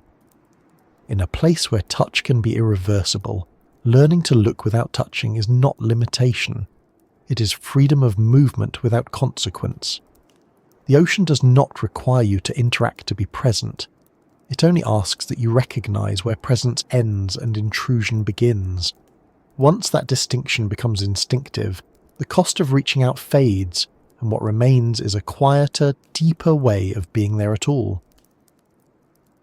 There is a quiet shift that happens when understanding settles in. Not fear, and not confidence either, but something steadier than both. A recognition that the ocean was never built with us in mind, and that this was never an oversight. It is simply the truth of a place that existed long before humans learned how to enter it, and will continue long after we leave it behind. Respecting what was never meant for us does not mean withdrawal. It does not mean avoidance or suspicion, or turning the sea into something to be feared. It means recognizing limits without resentment. It means understanding that access does not equal ownership, and presence does not equal permission. The ocean allows us in. That allowance is not the same as welcome. Everything we have explored comes back to this single idea. Most danger beneath the surface does not come from hostility. It comes from misalignment, human instincts meeting systems that evolved under entirely different rules. Hands built to explore meeting bodies built to defend. Curiosity shaped by land encountering boundaries enforced by chemistry rather than intention. The ocean does not punish. It does not teach lessons the way we expect lessons to be taught. It enforces consequences and leaves interpretation to us. Respect begins where entitlement ends. When people are injured in the sea, there is often a moment afterward where the environment looks unchanged. The water is still blue. The surface still reflects light. Other swimmers continue moving as if nothing happened. This can feel cruel, as if the ocean ignored the event entirely, but that indifference is the point. The sea does not rearrange itself around human experience. It does not slow down. It does not acknowledge our presence beyond how physics and biology require. Expecting it to do so is the root of many misunderstandings. Respecting what was never meant for us means letting go of the idea that everything we encounter exists for interaction. Some things exist to function, not to be handled. Some beauty exists to signal distance, not invitation. Some stillness exists because movement is unnecessary, not because danger is absent. This kind of respect is quiet. It does not announce itself. It shows up in small behaviours, hands staying close, feet placed carefully, distance maintained even when curiosity pulls forward, leaving something untouched even when no one is watching. Respect looks like restraint without fear. There is also a humility in accepting that some knowledge is not ours to acquire through direct experience, that some lessons are learned best through observation, through shared stories, through caution that feels almost excessive until it proves not to be. Humans often struggle with this because we are taught that understanding comes from engagement. The ocean suggests a different model. Understanding comes from patience. Respecting what was never meant for us also means recognizing that survival is not a competition with the sea. There is nothing to win, no mastery to achieve. The ocean does not yield. It does not concede. It remains what it is regardless of how skilled or prepared we feel. The safest posture is not dominance, but alignment. Alignment looks like moving through the ocean without trying to bend it to our habits. It looks like accepting that our bodies are guests in a system that does not adapt for us. It looks like letting the water pass over us without demanding anything in return. When people adopt this posture, their relationship with the sea often deepens rather than diminishes. Fear recedes, not because risk disappears, but because risk becomes legible. The unknown becomes less threatening when it's no longer challenged. Distance becomes a form of participation. There is also something freeing about releasing the need to touch, to test, to confirm. The ocean becomes larger when it is not reduced to objects within arm's reach. Mystery expands, observation stretches time, the experience slows down, respect changes pace. Many people who learn this describe a subtle shift in memory. What stays with them is not what they touched, but what they watched. Movements they noticed only after waiting. Patterns that emerged only when they stayed still. Interactions they would have disrupted had they reached out. These memories are quieter, but they last longer. Respecting what was never meant for us also protects the ocean itself. Marine life did not evolve to withstand constant human contact. Even brief interactions can cause stress, damage, or disruption that is invisible to us. Choosing not to touch is not only about personal safety, It's about minimizing our footprint in a place that does not recover quickly from interference. Respect flows both ways, even when one side is indifferent. It is important to say this clearly. The ocean does not owe us safety. It does not owe us explanation. It does not owe us access. Any safety we experience there is conditional, temporary, and dependent on our behaviour. Understanding this does not make the ocean less beautiful. It makes it more honest. When we stop expecting the sea to accommodate us, we stop being surprised when it doesn't. We stop interpreting consequences as betrayal. We stop framing boundaries as hostility. We begin to see the environment as it is, not as we wish it to be. This shift is subtle, but it changes everything.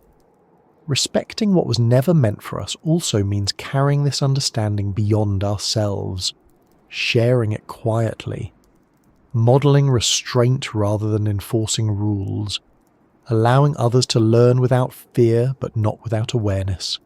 Fear fades, awareness remains. The ocean does not need us to admire it. It does not need us to interact with it. It does not need us at all. And that is precisely why our presence there should be careful, not hesitant, not tense, just careful. When you stand at the edge of the water or float above it or move slowly through it, there is no need to assert yourself, no need to test boundaries, no need to reach out to prove connection. Connection exists without contact. Respecting what was never meant for us is not a restriction. It is an agreement, one that says we will observe rather than intrude, learn rather than test, and leave without leaving a mark. The ocean does not ask for this agreement. It does not enforce it politely. It simply responds when it is broken. Understanding that allows us to move through the sea with fewer surprises, fewer injuries, and fewer regrets. The water will remain indifferent. The creatures beneath the surface will continue to defend themselves as they always have. The rules will not change. Only our behaviour can. And when it does, the ocean does not become safe in the way we usually define safety. It becomes navigable, predictable in its indifference, honest in its boundaries. Respecting what was never meant for us is not about staying away. It is about knowing exactly how close is close enough,